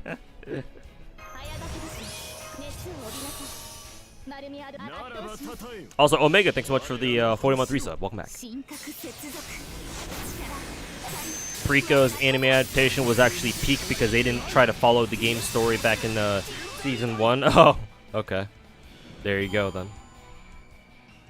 Limbus had an update stream, and halfway through they pulled like a VTuber model, or did they make like their own VTuber model? I know Blue Archive does that too, both for JP and NA, surprisingly. Because I believe even for the NA streams, or like the global streams technically, yeah, the global stream, even for the global streams, they have somebody show up in the Arona like 3D VTuber model or whatever. So yeah, it's cute that Limbus is also doing that shit too. The VTuber takeover. No one is immune. You cannot resist cute 3D anime girl doing dumb shit on screen. Or, cute VTuber guy doing dumb shit on screen. What was the damage? About 181 sync quartz. That includes the daily disappointment. About 150, 180, 180. I forget exactly what the count was. You're a light novel, really know that all too well. Yeah, man. Then yeah, I don't even need to mention it to you. You already know. Like, I should have realized this sooner, but I finally accepted that truth, so to say, back when the Gotobu no Hana Yome, or the quintessential quintuplets manga got an anime adaptation. Like, I kind of knew in the back of my head that it was never really going to live up to expectations, but I still went in there with that sort of naive, like, hope that maybe it'll be good, maybe we can enjoy it. But I mean, shit, bro. Like, there's a fucking movie out there somewhere that I gotta watch that like kind of picks up where the anime left off on, because the anime itself, the first season or both seasons actually couldn't go through the entire manga. Like, I think they cover up to like maybe a little bit past halfway through the manga, and then the movie apparently covers the rest of it, I think. Which, you know, good luck having a fucking 2-hour movie cover the rest of the fucking second half of the fucking manga. Jesus. Makes me almost not even want to watch the movie if I ever get the chance to. Like, maybe I'll watch it just out of morbid curiosity, see how badly they fucking fucked it up, but...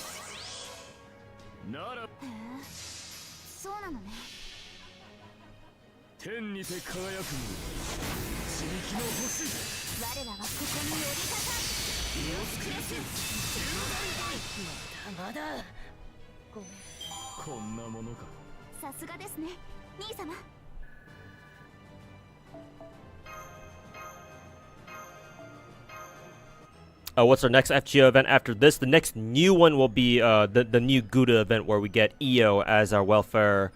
I believe she's a ruler? No, she can't be a ruler because, who is it? What's her fucking name? I'm forgetting her name. Himiko. Himiko, yeah. Himiko is already a ruler, so that means Io can't be one. I think she's a caster? I forget what she is. But the next Gouda event where we get welfare Io, that's the new one. Oh, she is a ruler. Okay, I guess we're getting double ruler then. Huh. I figured they wouldn't do that, but because Himiko is already a ruler. But hey, double ruler, I guess.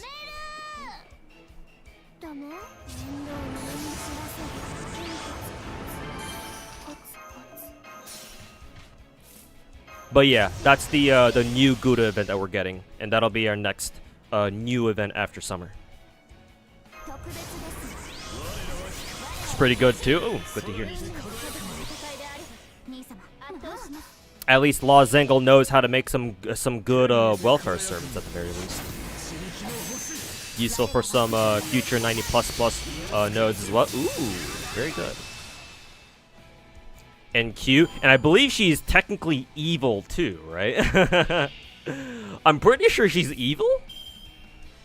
Let me check the wiki real quick. Let's see, Io. Yeah, she's lawful evil. Hell yeah. Himiko's the good cop and Io's the bad cop.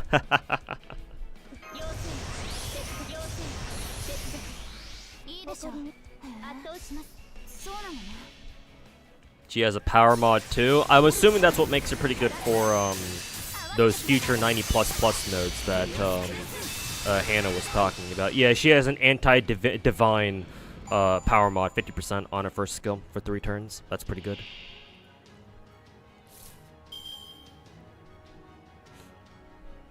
For some reason, she also has a 3-turn 50% crit damage buff for like wild beast teammates. That's kind of very specific, but okay. More importantly, she has a charisma, so that's cool. So that's great.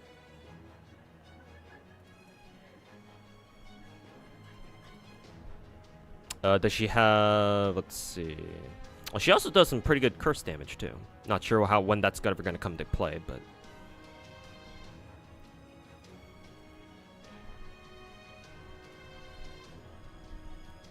She seems cool. Yeah, Io's first skill is a curse on him. Yeah, she curses people with her first skill, and then curses them again with her NP.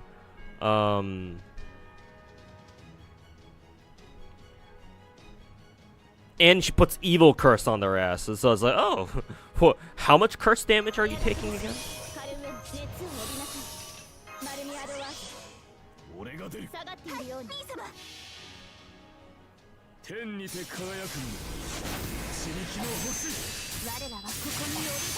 Same Japanese VA as Xiangling and Genshin. Oh no.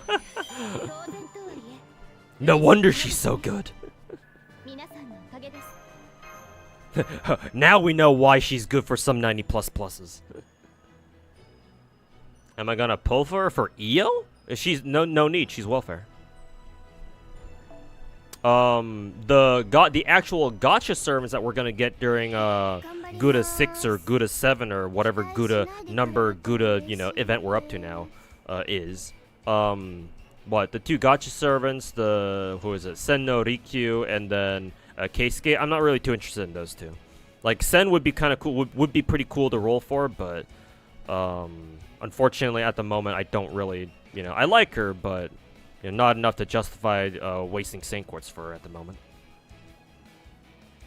The Zerker's actually, yeah, I just went over Sen's kit on stream I think an hour ago, and then yeah, she seems cool.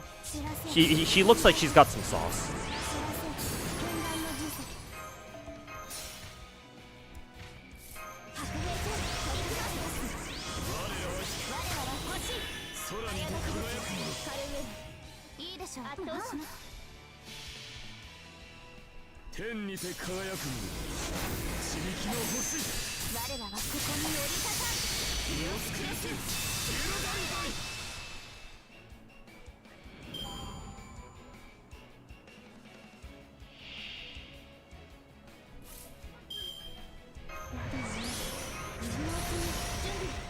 Gonna go for Okuni instead. Oh, is she getting a rerun during Gouda 6? Or maybe she's getting one during the, what the fuck is this? The Kyomath exhibit commemoration? What the fuck is this? Oh yeah, you're probably talking about this one, yeah. Because Okuni does show up here, because she is part of the who the fuck is it? She is part of the fucking, oh yeah, she is part of the Gouda crew, yeah.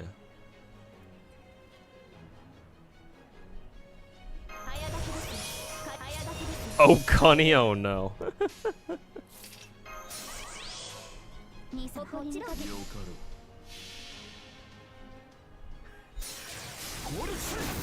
The tea lady, yeah.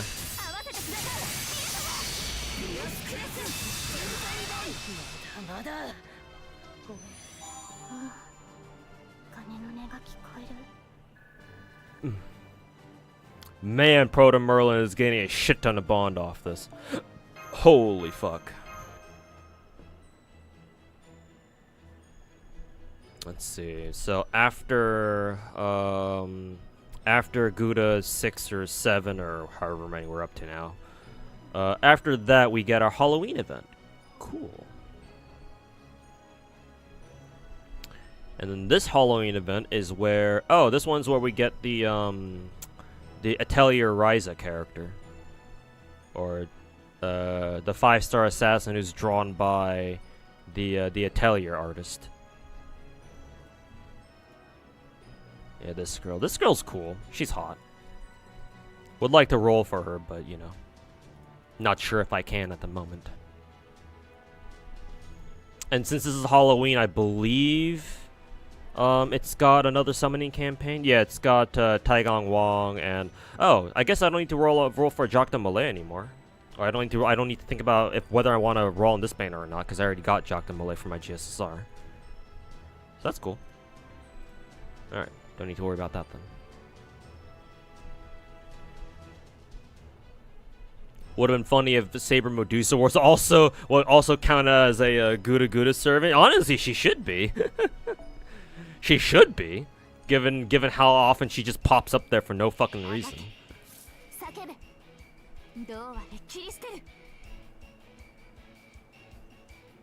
Stream for Arknights 4.5 anniversary is going to be up for global or for CN, for China. I assume you mean for global, right? Actually, I should probably take a look at the Arknights JP channel to see if they got the stream all set up and shit.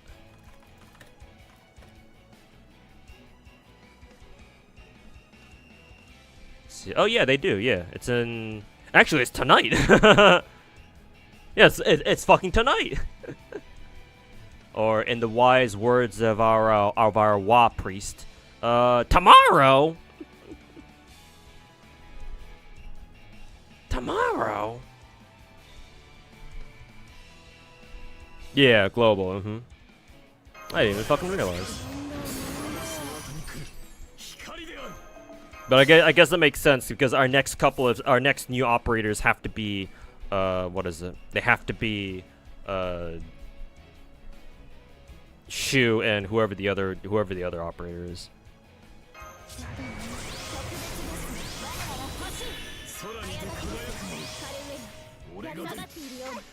So hopefully I can stay up for that.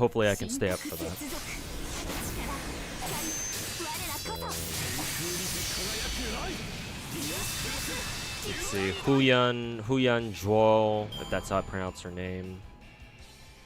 Lancer deck, Assassin, quick performance for 3, double quick buster, grants self buff on attack. So she's a DPS, fucking assassin then.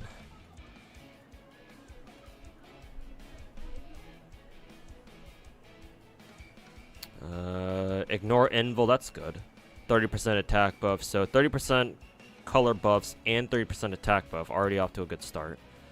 Star Absorption. It's only for 1 turn though. That's unfortunate. Evasion to its 3 turns. Buff removal resist. I guess that's pretty good. 30% charge. A3 against archers. AoE, she's quick. Chance to stun. Super effective mod against evil. And then an extra, what is it, quick buff as her overcharge. Suppose she'll be a quick looper. She'll be a quick looping servant, I suppose. So not exactly meta now, is she? And then after her, actually, how good is the welfare for Halloween? Fucking Dragon Liz, or whatever the fuck she's supposed to be. Bootleg Tamamo Ari or some shit.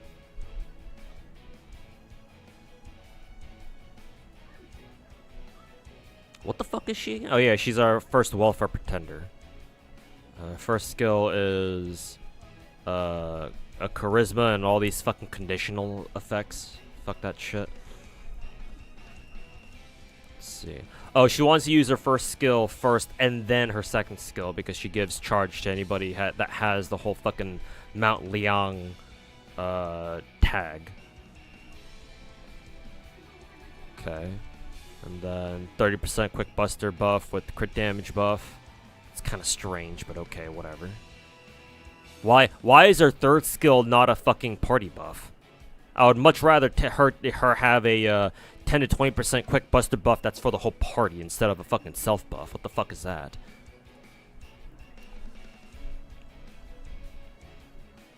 And then AoE NP reduces defense by 10% afterwards for 3 turns, and then increases MP gen rate, or no, star gen rate, and then MP damage by 50%, 10%.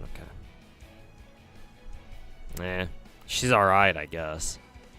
I mean, she just the fact that she's a welfare pretender or something, but Other than that, nothing too impressive.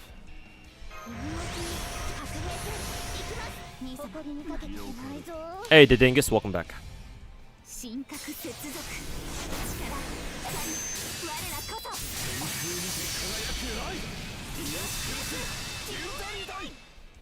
And then our next event after that is gonna be Morganfest with Breda Mart.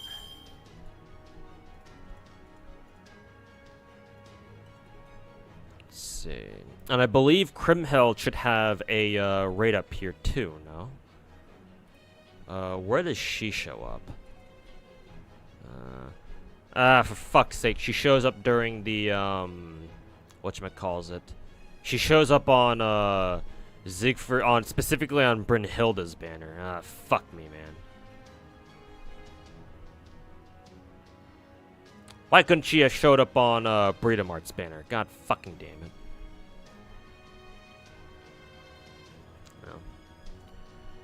No. As it were, how is Breedamart then?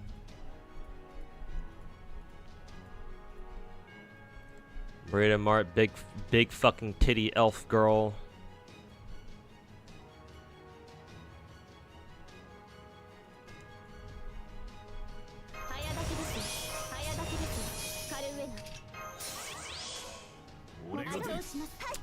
First skill, Invo, 2 attacks, 3 turns, MP generate. What is this deck again? Lancer deck? What is she? Another quick, I'm assuming another quick AoE MP, yeah. So, MP generate, gen buff makes sense. Crit chance resist for 3 turns? Okay, whatever, dude.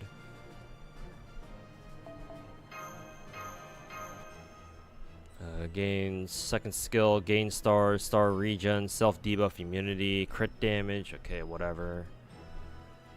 Fairy, third skill, another 30% color buff, charge zone MP gauge, 30%.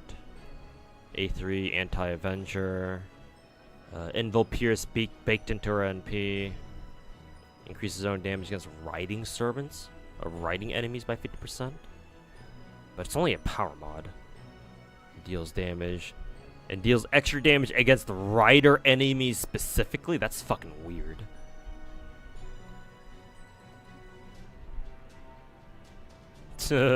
That's fucking weird as fuck. Why against rider enemies in particular? I guess she's just anti-riding out the ass.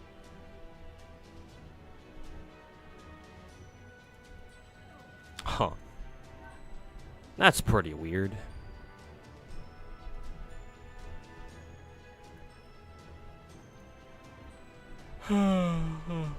Still nothing meta though. Not from what I can tell.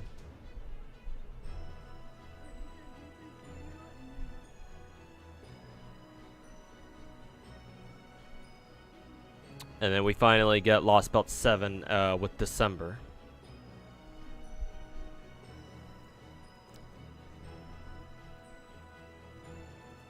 Where are the fucking banners for this shit?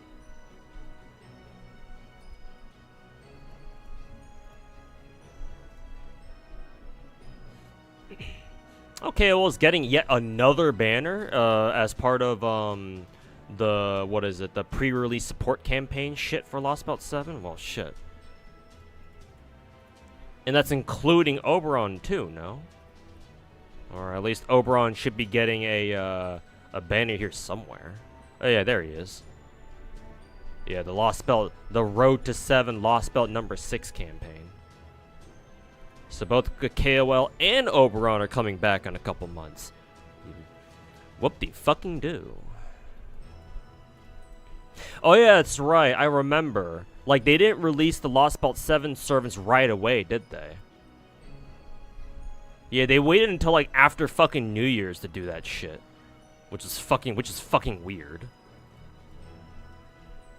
There should be a special. Oh yeah, I already saw it. It was like back in it's in like September or so. Like I think it's they run it either during or after our next Gouda event. Hey Robo Railgun, how's it going, man? How's the farming going? Pretty good. I have a pretty comfy 3-turn 90++ setup here, so we good.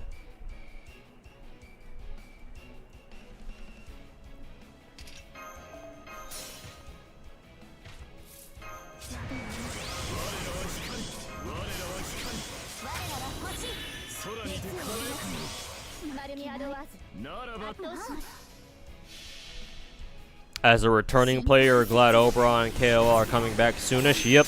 Yeah, you just need to wait a couple of months and they'll be here again.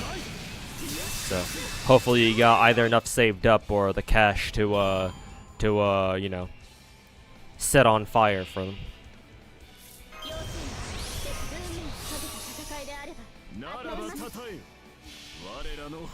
Yeah, the armor elf. Used to watching back in my CA Combat Arms days. Hey, welcome back. Yeah, those were the days, man. Simpler time back then.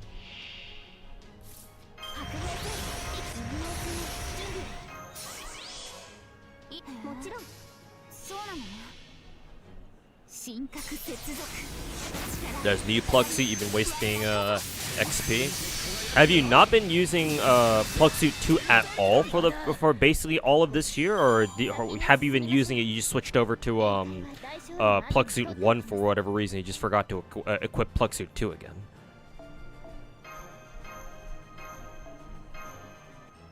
You're using Dioscuri too. Hey, what's good? That's what's good.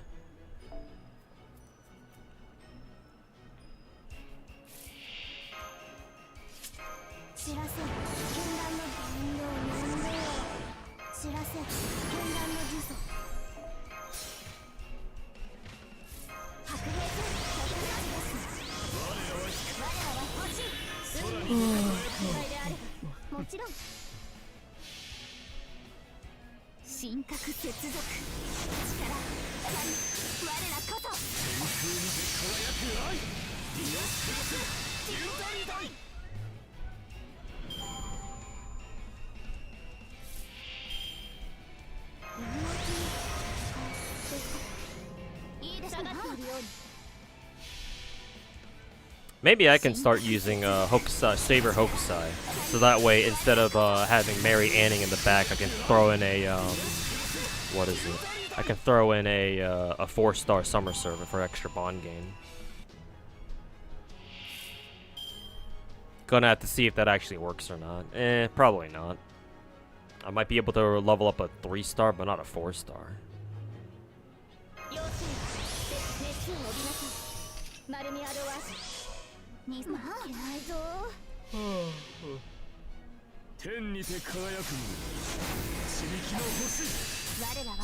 They're using Saber Assault for 90++. Yeah, he works in the in a quick looping team.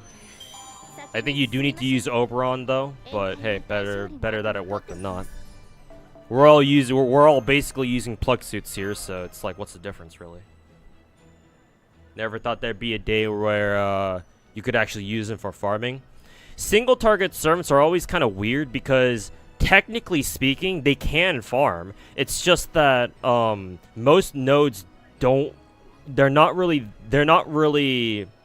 Single target servants are always the hardest to triple loop or triple reload with, because for them to work, you need to rely on nodes that only have single enemies every single wave, and that's pretty rare. We might have had a couple of 90+ nodes over the past couple of years where it's just been a 1-1-1 setup, a triple single target setup, but most of them have not been that. Most of them are either, some mix of 1-1-3 or 3-1-1 or 2-1-2 or some random shit like that. So, yeah, single target servants could always work. It's just they need the right node. And that's what makes them so rare. But yeah, as soon as you get a single target node, then yeah, shit. All of a sudden you can use servants for farming that you never really used before.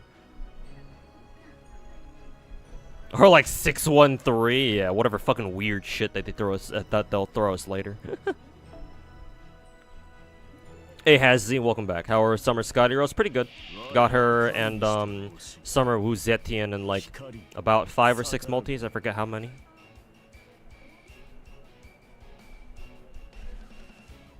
FGO NA Twitter started doing these servant tactics videos? Huh, interesting. What are they like though?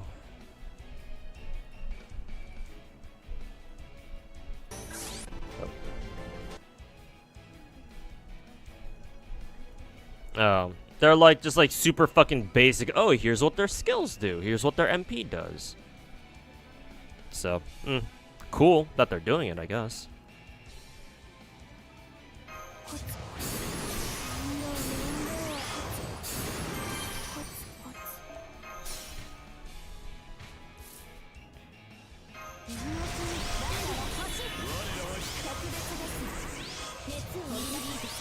丸みアドワーズ。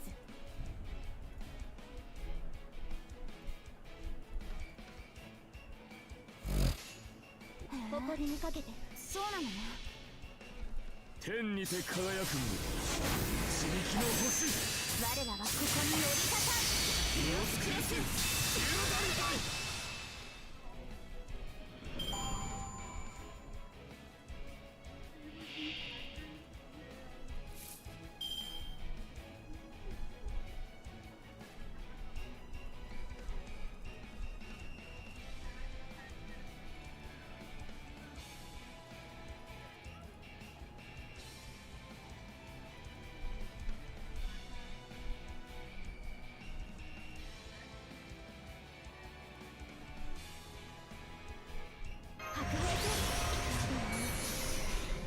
ならばたたえ、我らの星を。神格接続。力、光、我らこそ。天空にて輝く愛。身を尽くす。雄大だい。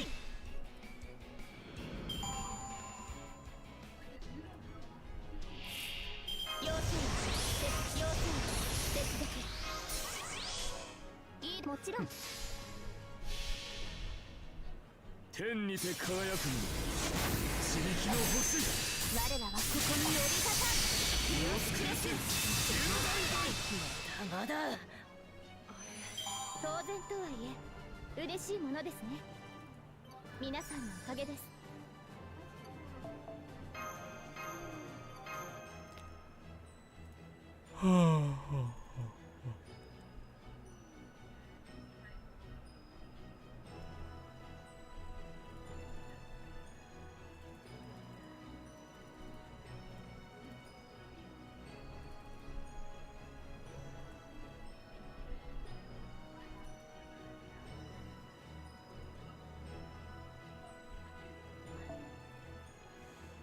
NA team no longer dead. That's a step at least. Yeah, because the NA team knows that they're going to be losing. They're going to be slowly bleeding off players over the next couple of years because now NA's is firmly in the fucking bedge period of 3-week events and not fucking much to do in between them. So yeah, they're trying to step up wherever they can because, you know, oh, we have to work on player retention now.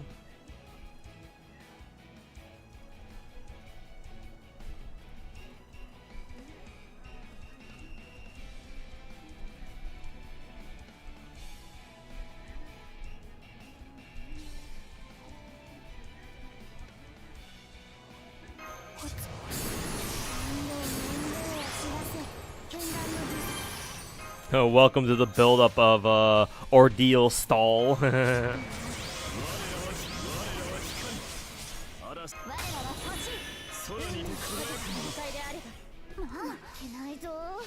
Your Lady Avalon rolls were cursed, so you got nothing left for Wuzetian. Rip. Oof.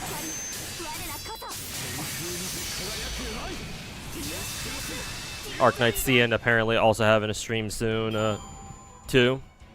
I guess I'm gonna pay attention to Kyosten's stream to see if he's gonna restream it. He probably will be.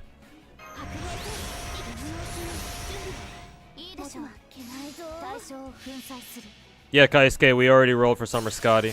Did like 5 or 6 multis and we got both her and Wuzetian, so we're good.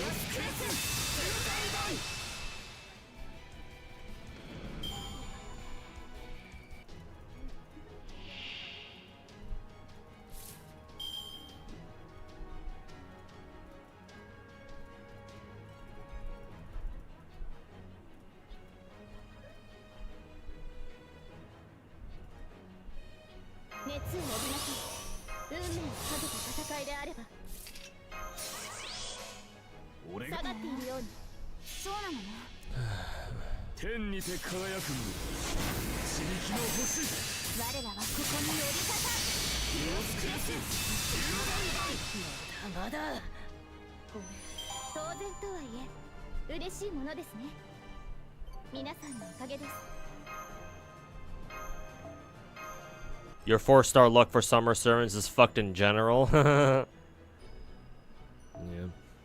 Like, the worst it ever got for me was back when, was back when I was rolling for, I believe it was Nero Caster, and I ended up getting MP6 Nero Caster before MP5 Summer Fran or Saber Fran. So yeah, that was kind of funny.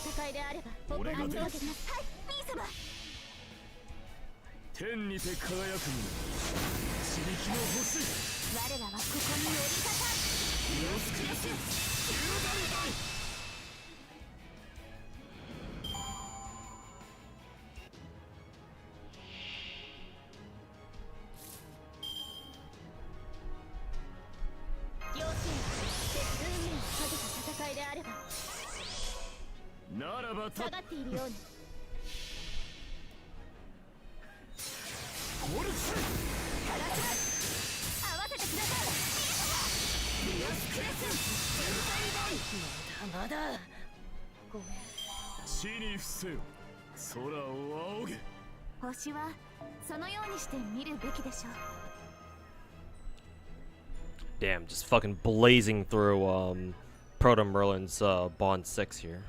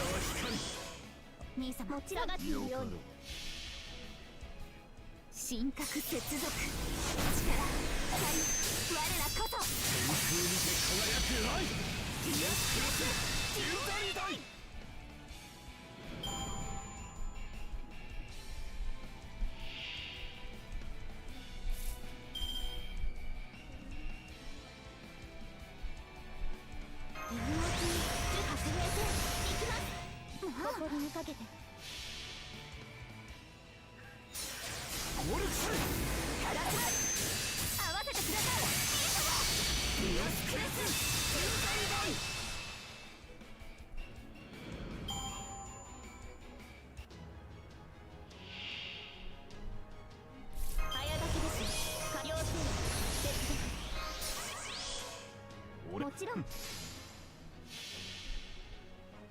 神格接続力光我らこそ Not gonna lie, just double Koyan, Oberon, and Bedivere MP3 or higher. Yeah, surprisingly, Bedivere can do it too. こんなものか。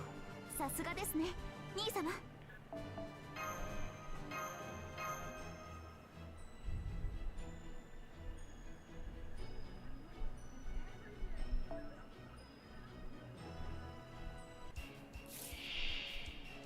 早書きですよ我らは欲しい我らは光。嵐の後に来る光である。知らせ禁断の運動の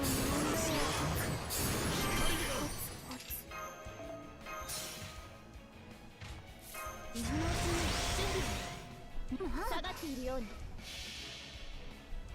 神格接続力光我らこそ天空にて輝く愛。ディアスクラス天大大。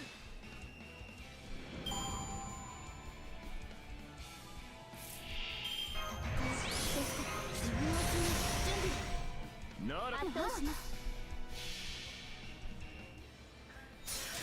ゴルフカラクライ合わせてくださいディアスクラス天大大。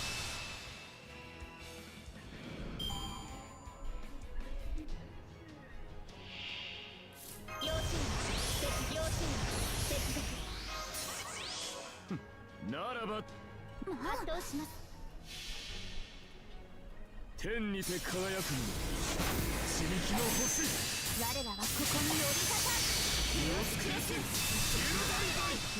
大大。まだ鐘の音が聞こえる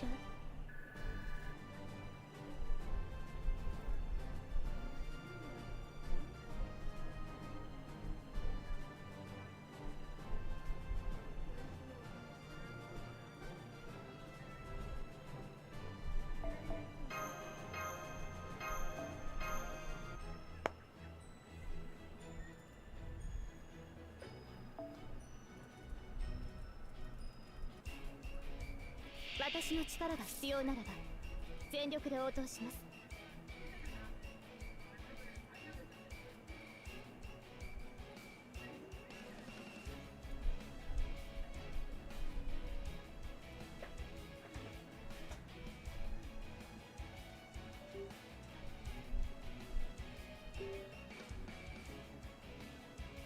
面倒知らせ禁断の呪詛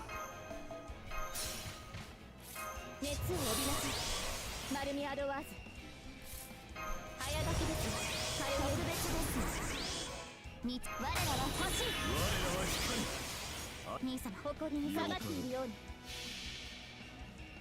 天にて輝くの刺激の星。我らはここに降り立たディアスクラス天大大。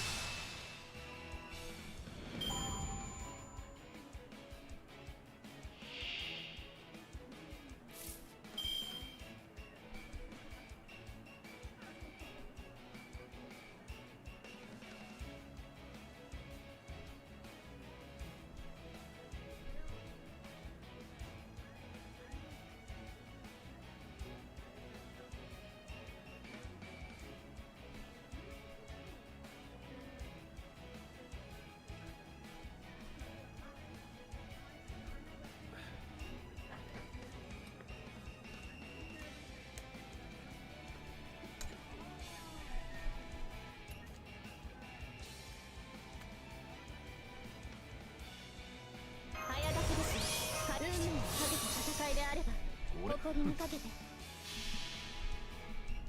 天にて輝くの刺激の星。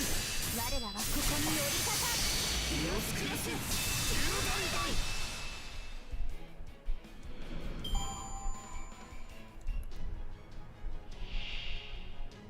要注意接続早書きですカルウェナに天にて輝くの刺激の星。我らはここに降り立たディアスクラス天大大。まだごめん先に進みましょう宴会は大勝利の後に取っておきます。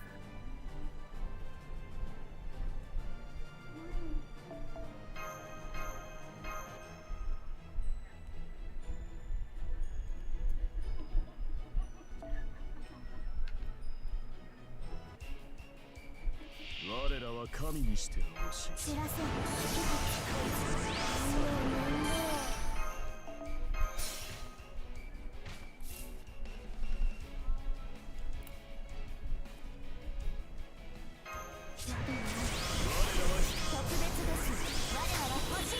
空にて輝く丸みをにかけ対象を粉砕する。神格接続力光我らこそ空にて輝く愛。ディアスクルスデューダイダイ。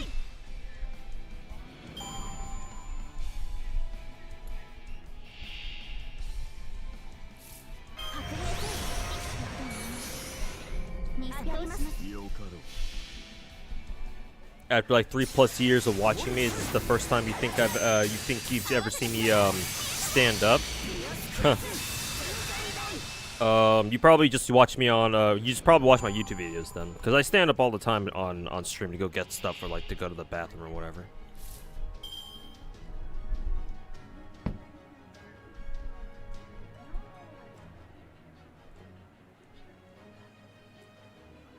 運命をかけて戦うあやだけですよ。カルウェナ負けないぞ。神格接続力我らこそ空にて輝く愛。ディアスクルスデューダイダイ。まだ鐘の音が聞こえる。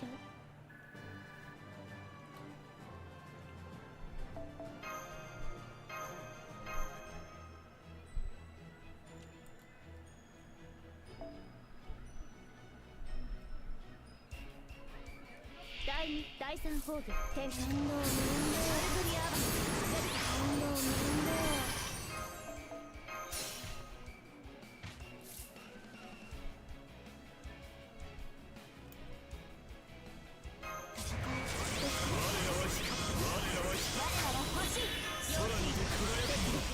俺が出る。かけてはいミー様ゴルフス合わせてください。ディアスクレスデューダイダイ。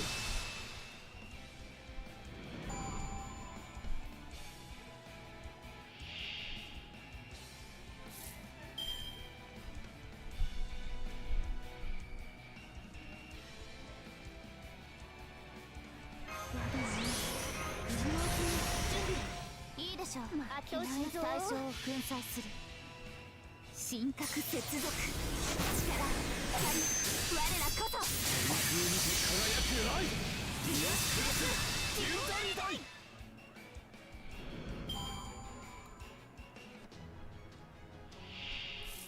運命をかけた戦い。熱を帯びなさい。マルミアドワーズ俺が出る。圧倒します。神格接続力我らこそ空にて輝く愛。ディアスクレスデューダイダイ。まだ今回はうまくいきました。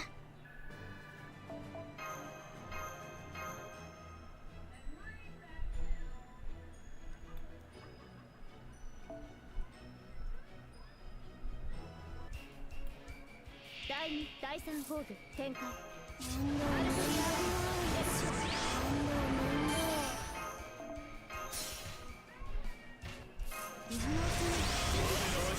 別です我らは欲しい。空にて輝く戦いであればいいでしょう。もちろんにかけて対象を粉砕する。神格接続力我らこそ空にて輝く愛。ディアスクレスデューダイダイ。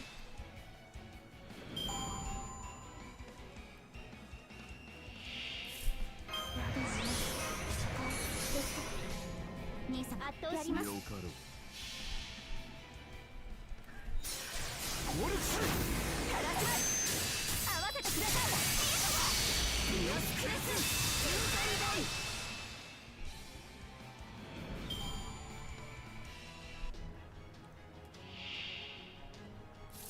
を帯びなさい。マルミアドは運命をかけた戦いであれば。へえ、そうなのね。ゴルフガラス合わせてください。リアスクレスまだまだ。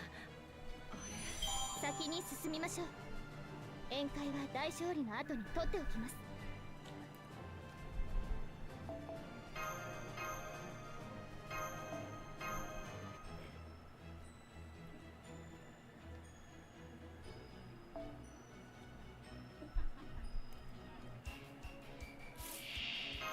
コツコツ知らせ禁断の術。面倒面倒。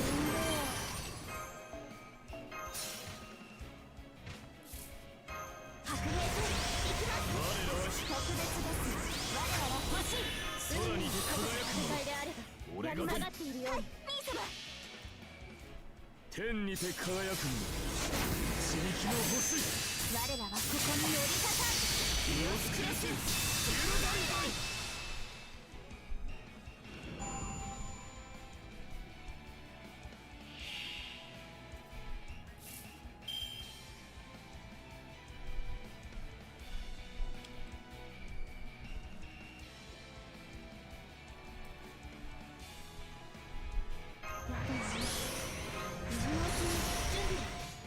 兄様、けないぞ。ゴルフガラス合わせてください。リアスクレス10代々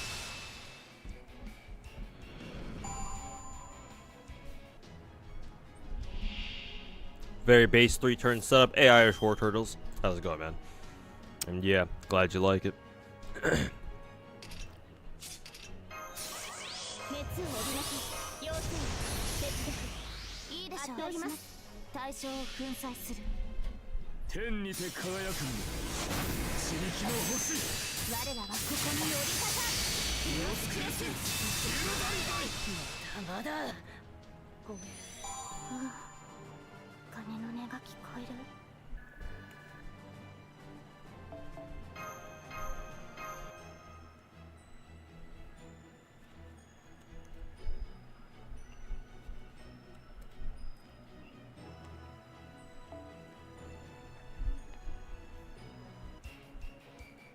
出陣します。総員構えてください。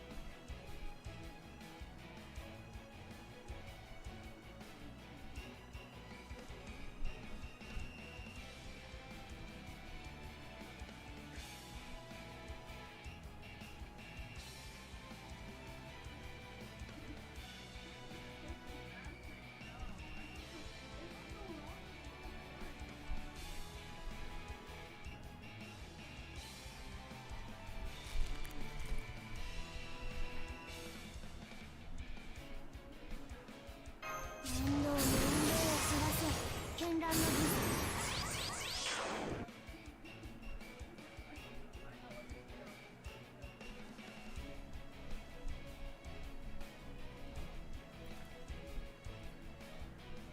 コツコツコツコツ。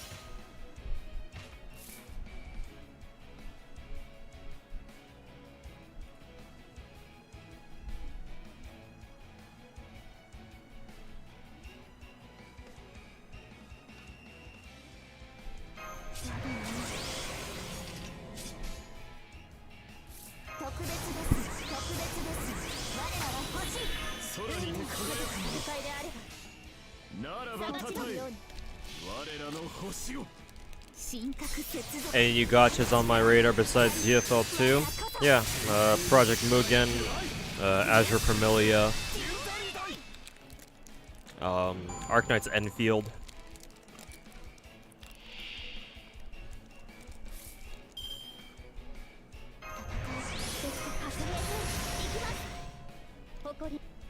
もちろん天にて輝くの刺激の星我らはここに寄りかか身を尽くす十倍大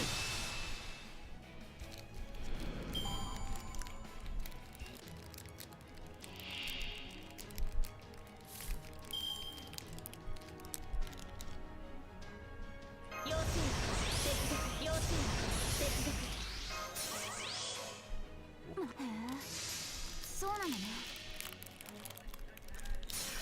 コルクス合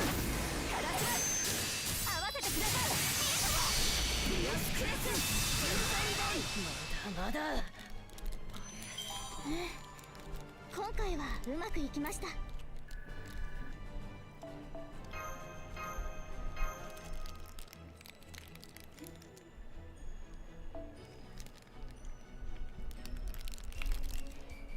第2第3ホール展開アルテリア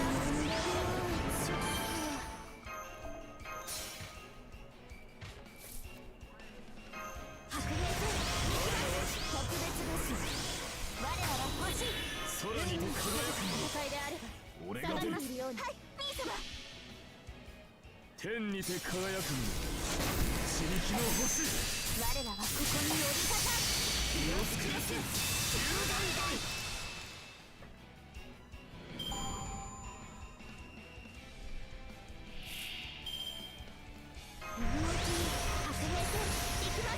ならばたたえ我らの星を Alright, for matchup points. This is technically one of our better egg drop nodes in FGO. And considering I have less than 100 eggs, I like to bring that number back up to 100. So, me personally, I'm farming for eggs at the moment. Also, I'm also using up my my bond teapots because they're about to expire in 5 days. So I might as well use it now here, because if not, then they're just gonna go away. They're just gonna, you know, get wasted. So use them here now. 天にて輝くの刺激の星我らはここに寄りかか身を尽くす十倍大まだ地に伏せよ空を仰げ星はそのようにして見るべきでしょう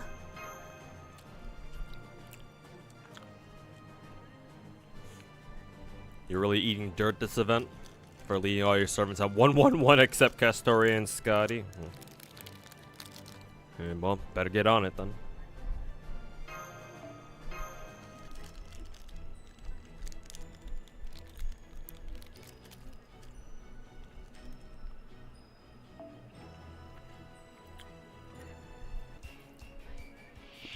Still on the fence with Enfield, probably gonna have to play a game for yourself. Kind of reminds you of like Xenoblade Chronicles. I didn't get to play the closed beta for Enfield when it was around earlier this year, I think it was. My main concern is that with Enfield anyway, when it comes to gameplay, the actual combat, is that from what I could tell, there didn't seem to be a way for you to be like control where control your AI teammates directly. Like I think you could like switch between them, like switch which character you're controlling at the moment, but like that still leaves like 3 other teammates on your team that are just kind of like standing around doing shit, right? And like enemies seem to have a lot of AoE attacks in Enfield, so it's like, well, since all your teammates are since all of your characters are all out at the same time, right? How do you dodge? Like, how do you get all your characters to like dodge them, like dodge an incoming attack? You know, because like in Ether Gazer, right? In Ether Gazer, your entire team is out and fighting enemies all at the same time. And how Ether Gazer gets around that problem because the characters that you don't control are AI controlled. Your AI teammates are actually pretty good at dodging enemy attacks themselves. They won't dodge everything, right? Which is where like you need to like actually kill the enemies faster than the enemies can kill your team, right? but they can dodge a couple, right? And in Ether Gazer, when you dodge an enemy attack, like you gain bullet time for a little bit, so you see what's going on, and you can react to whatever the situation is accordingly. Not only that, but you can get it, but you can also trigger bullet time yourself too, in order to protect like a teammate or something. Blah blah blah, whatever. But like in Enfield, there didn't seem to be any good way of doing that. So like how my main concern is, how do you protect your team? So hopefully they're working on that. Hopefully they'll figure out something as to like how to they'll figure out something in regards to that. But I'll still try it out regardless when it comes out. But some concerns I have for the gameplay for sure, that hopefully they'll be able to figure something out for. Ein Power Crept Summer Ines as a new lightning shotgun DPS. Really? Already? I'm still gonna go for a max limit break Summer Ines anyway, just because, you know, big fat fucking titties, but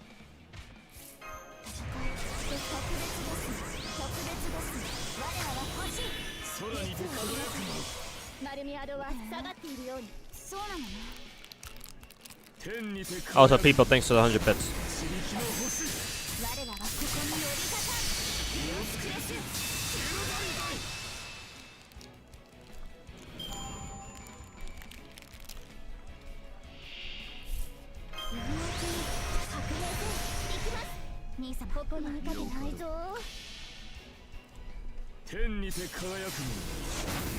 You swap characters.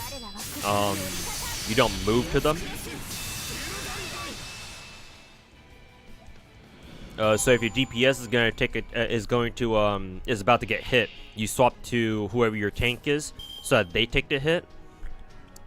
I don't know how I feel about that though.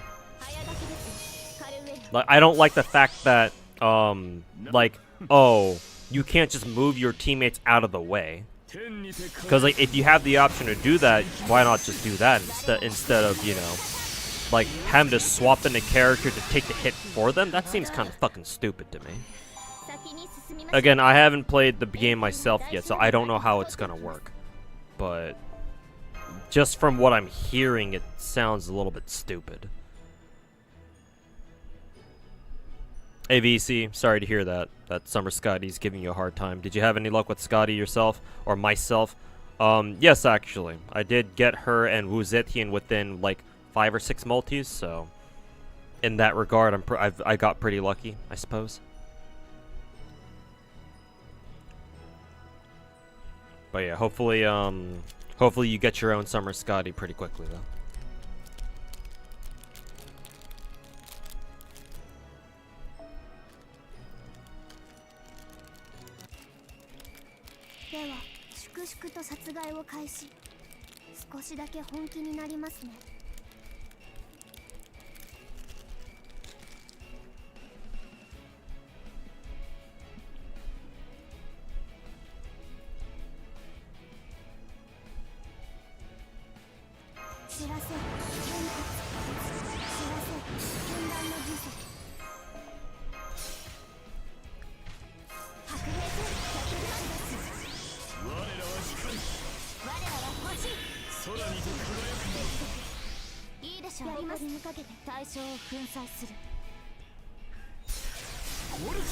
Makes tanks actually serve a purpose, but it does seem scuffed. I mean, why do you have to make... why is that the purpose that tanks have to have in Enfield, though? Right? Because, like, in the traditional, like, you know, in the traditional sense, tanks are supposed to be up there in enemies' faces, baiting hits themselves.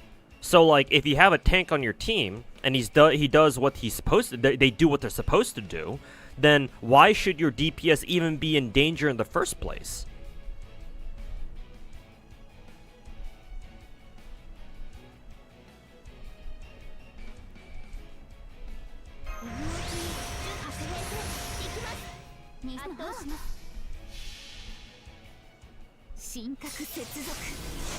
Proto Merlin was greedy. Oof. You know, a good tool for figuring out 3-turn teams for events. We do have a spreadsheet, yes. Is that still it? Yeah, it should be.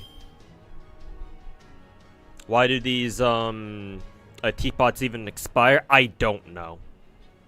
I don't think they should expire. Like, there's no reason for them to expire because, like, apples don't expire. Even the blue apples that you make don't expire at all. So it's like, okay, why do teapots expire? Yeah, that's a good question. I don't know. And I agree, it's fucking stupid that they do. 熱を帯びなき運命をかけた戦いであれば兄様圧倒します。天にて輝くもの刺激の星。我らはここに降り立た気をつけしまだまだありがとうございます。皆さんのおかげです。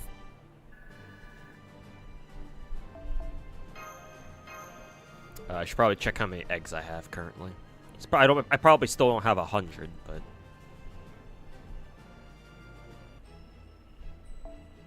76. We're getting there though.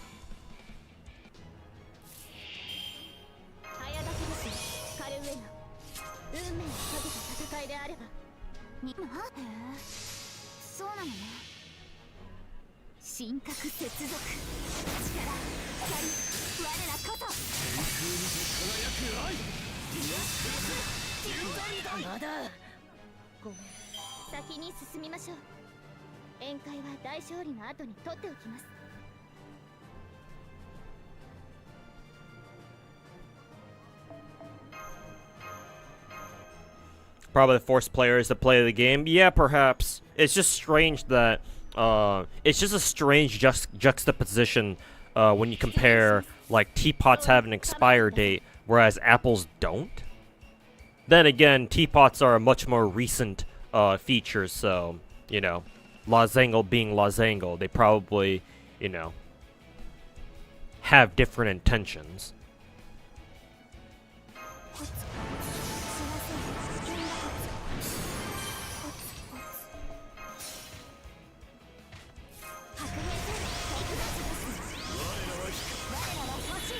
It just feels really strange that teapots have an expired date, but like most other consumables in the game don't. Other than like, you know, shop currency, of course, but like that's just natural.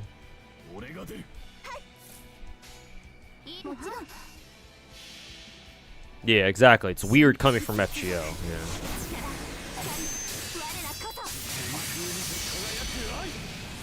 Like, why specifically teapots, you know?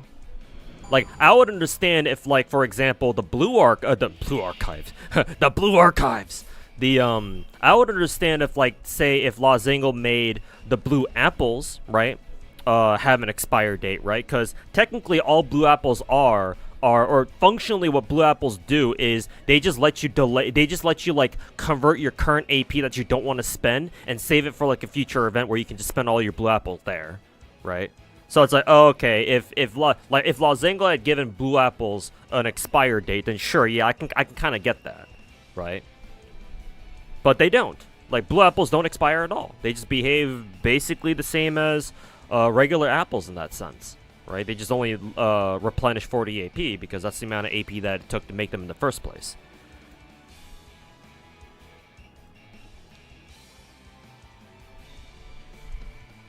The blue cubes? What blue cubes?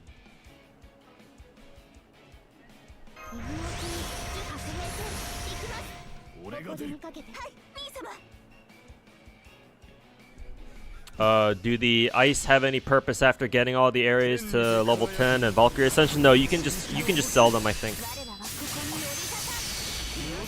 Yeah, you can just sell them for extra KP.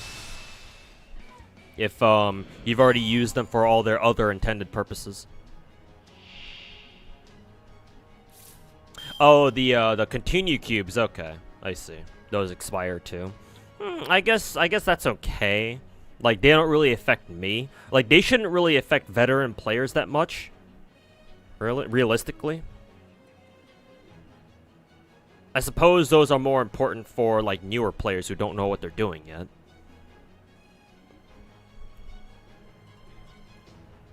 Like, I should be upset that, that the blue continue cubes also expired too, but I'm really not.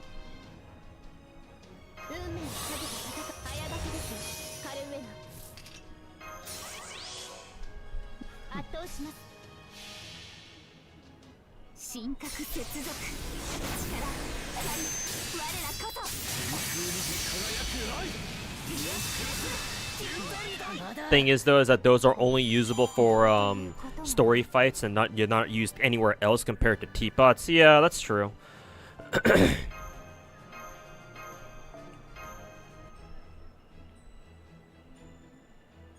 500 days in, and you still use them because you're trash? Oh no. I mean, the one time that would have been theoretically good to have used them was for the Carnunos fight in Lost Belt 6. I mean, honestly, I think that's why they even existed in the first place, because they made the Carnunos fight so bullshit that they were like, okay, well, most people probably are probably gonna have a lot of trouble with this, so they just created the ley line cubes or whatever they're called. So that way it's like, oh, okay, you don't have to do the entire fight all over again in case your party wipes.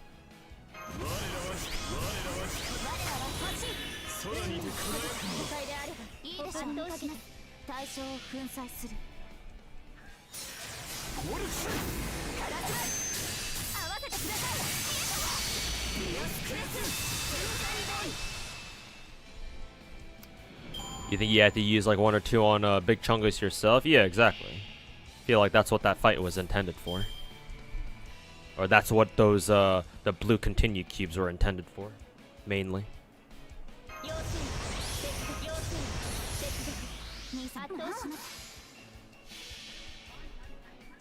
The big fluffy is spitting menacingly. 3 revolutions per hour. How many Bond Cs am I using? If you're asking me, Aston-X, I'm assuming you're not. You might be talking to Corrigan, but in case you're asking me, I think all my servants are using Bond Cs in some way, except for Dioscuri DPS. Obviously, they're using the damage CE.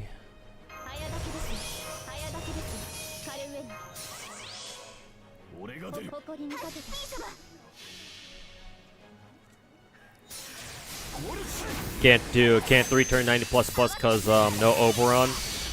If you can still do the 90++ node within like 4 or 5 turns, I would still say that's pretty worth it. Just because of how much rewards, how much more rewards 90++ gives you over like 90+, to be honest. Like, if you can still like 4 or 5 turn, then like I still think that, you know, from the time efficiency standpoint, still worth it.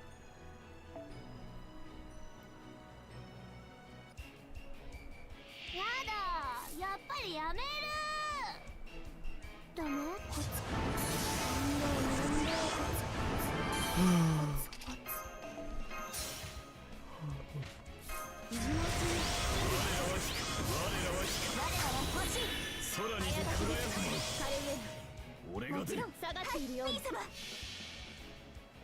神格接続力光我らこそ天空にて輝く愛ディアスクルスデューベリダイ All you need is a Summer Hokusai and a support Castori and your own 50% charger, and you can do it consistently? Yeah, maybe. Let me check the spreadsheet real quick.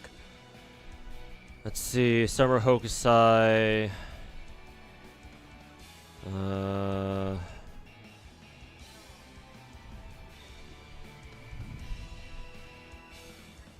Let's see. Yeah, most of Saber Hokusai's teams don't involve Oberon at all. Yeah.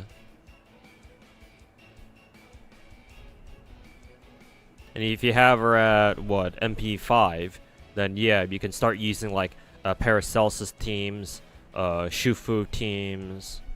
I mean, hell, there's one that even drops you, Nero Bride, and hell, even Proto Merlin, too. Which is kind of funny.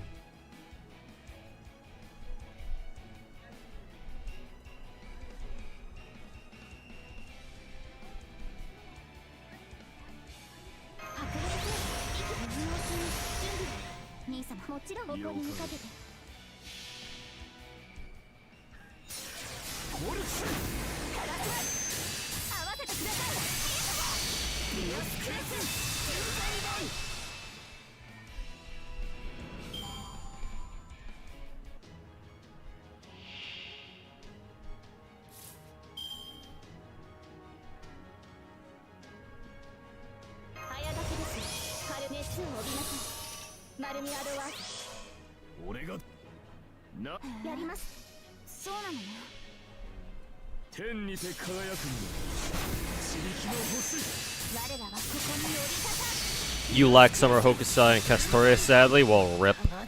And yeah, not sure how you're gonna be able to 3-turn 90++ then. Hey, and Proto Merlin spawned 6 already. Hell yeah. Oh, we even got a CE drop too. Nice.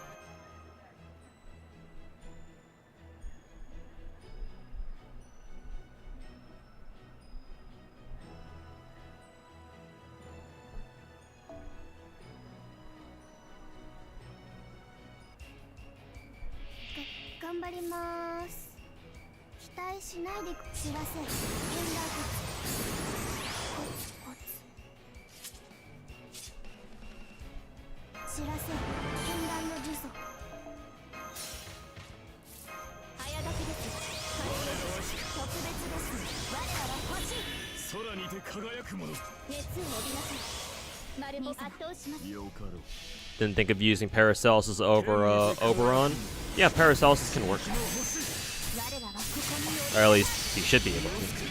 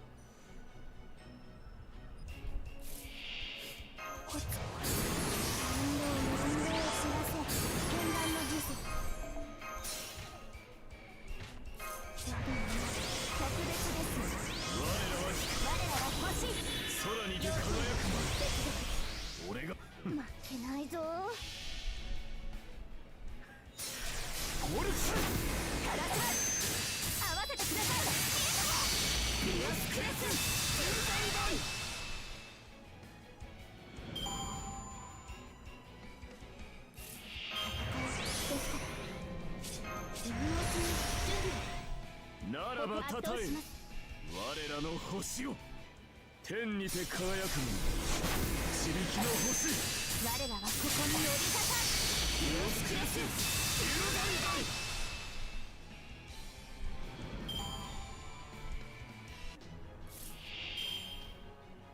要請は接続要請は接続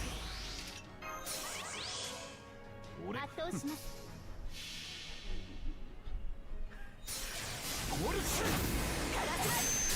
合わせてください気をつけらせ有害だいまだごめんありがとうございます皆さんのおかげです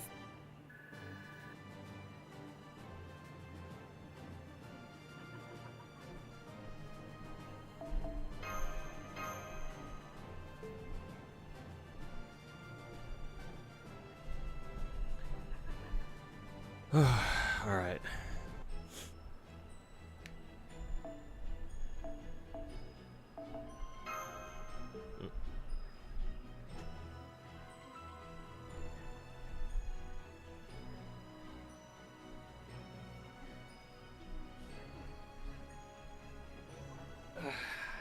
You can kind of get a 3-turn if Ibuki gets a Buster Crit on turn 3. Ah, I see.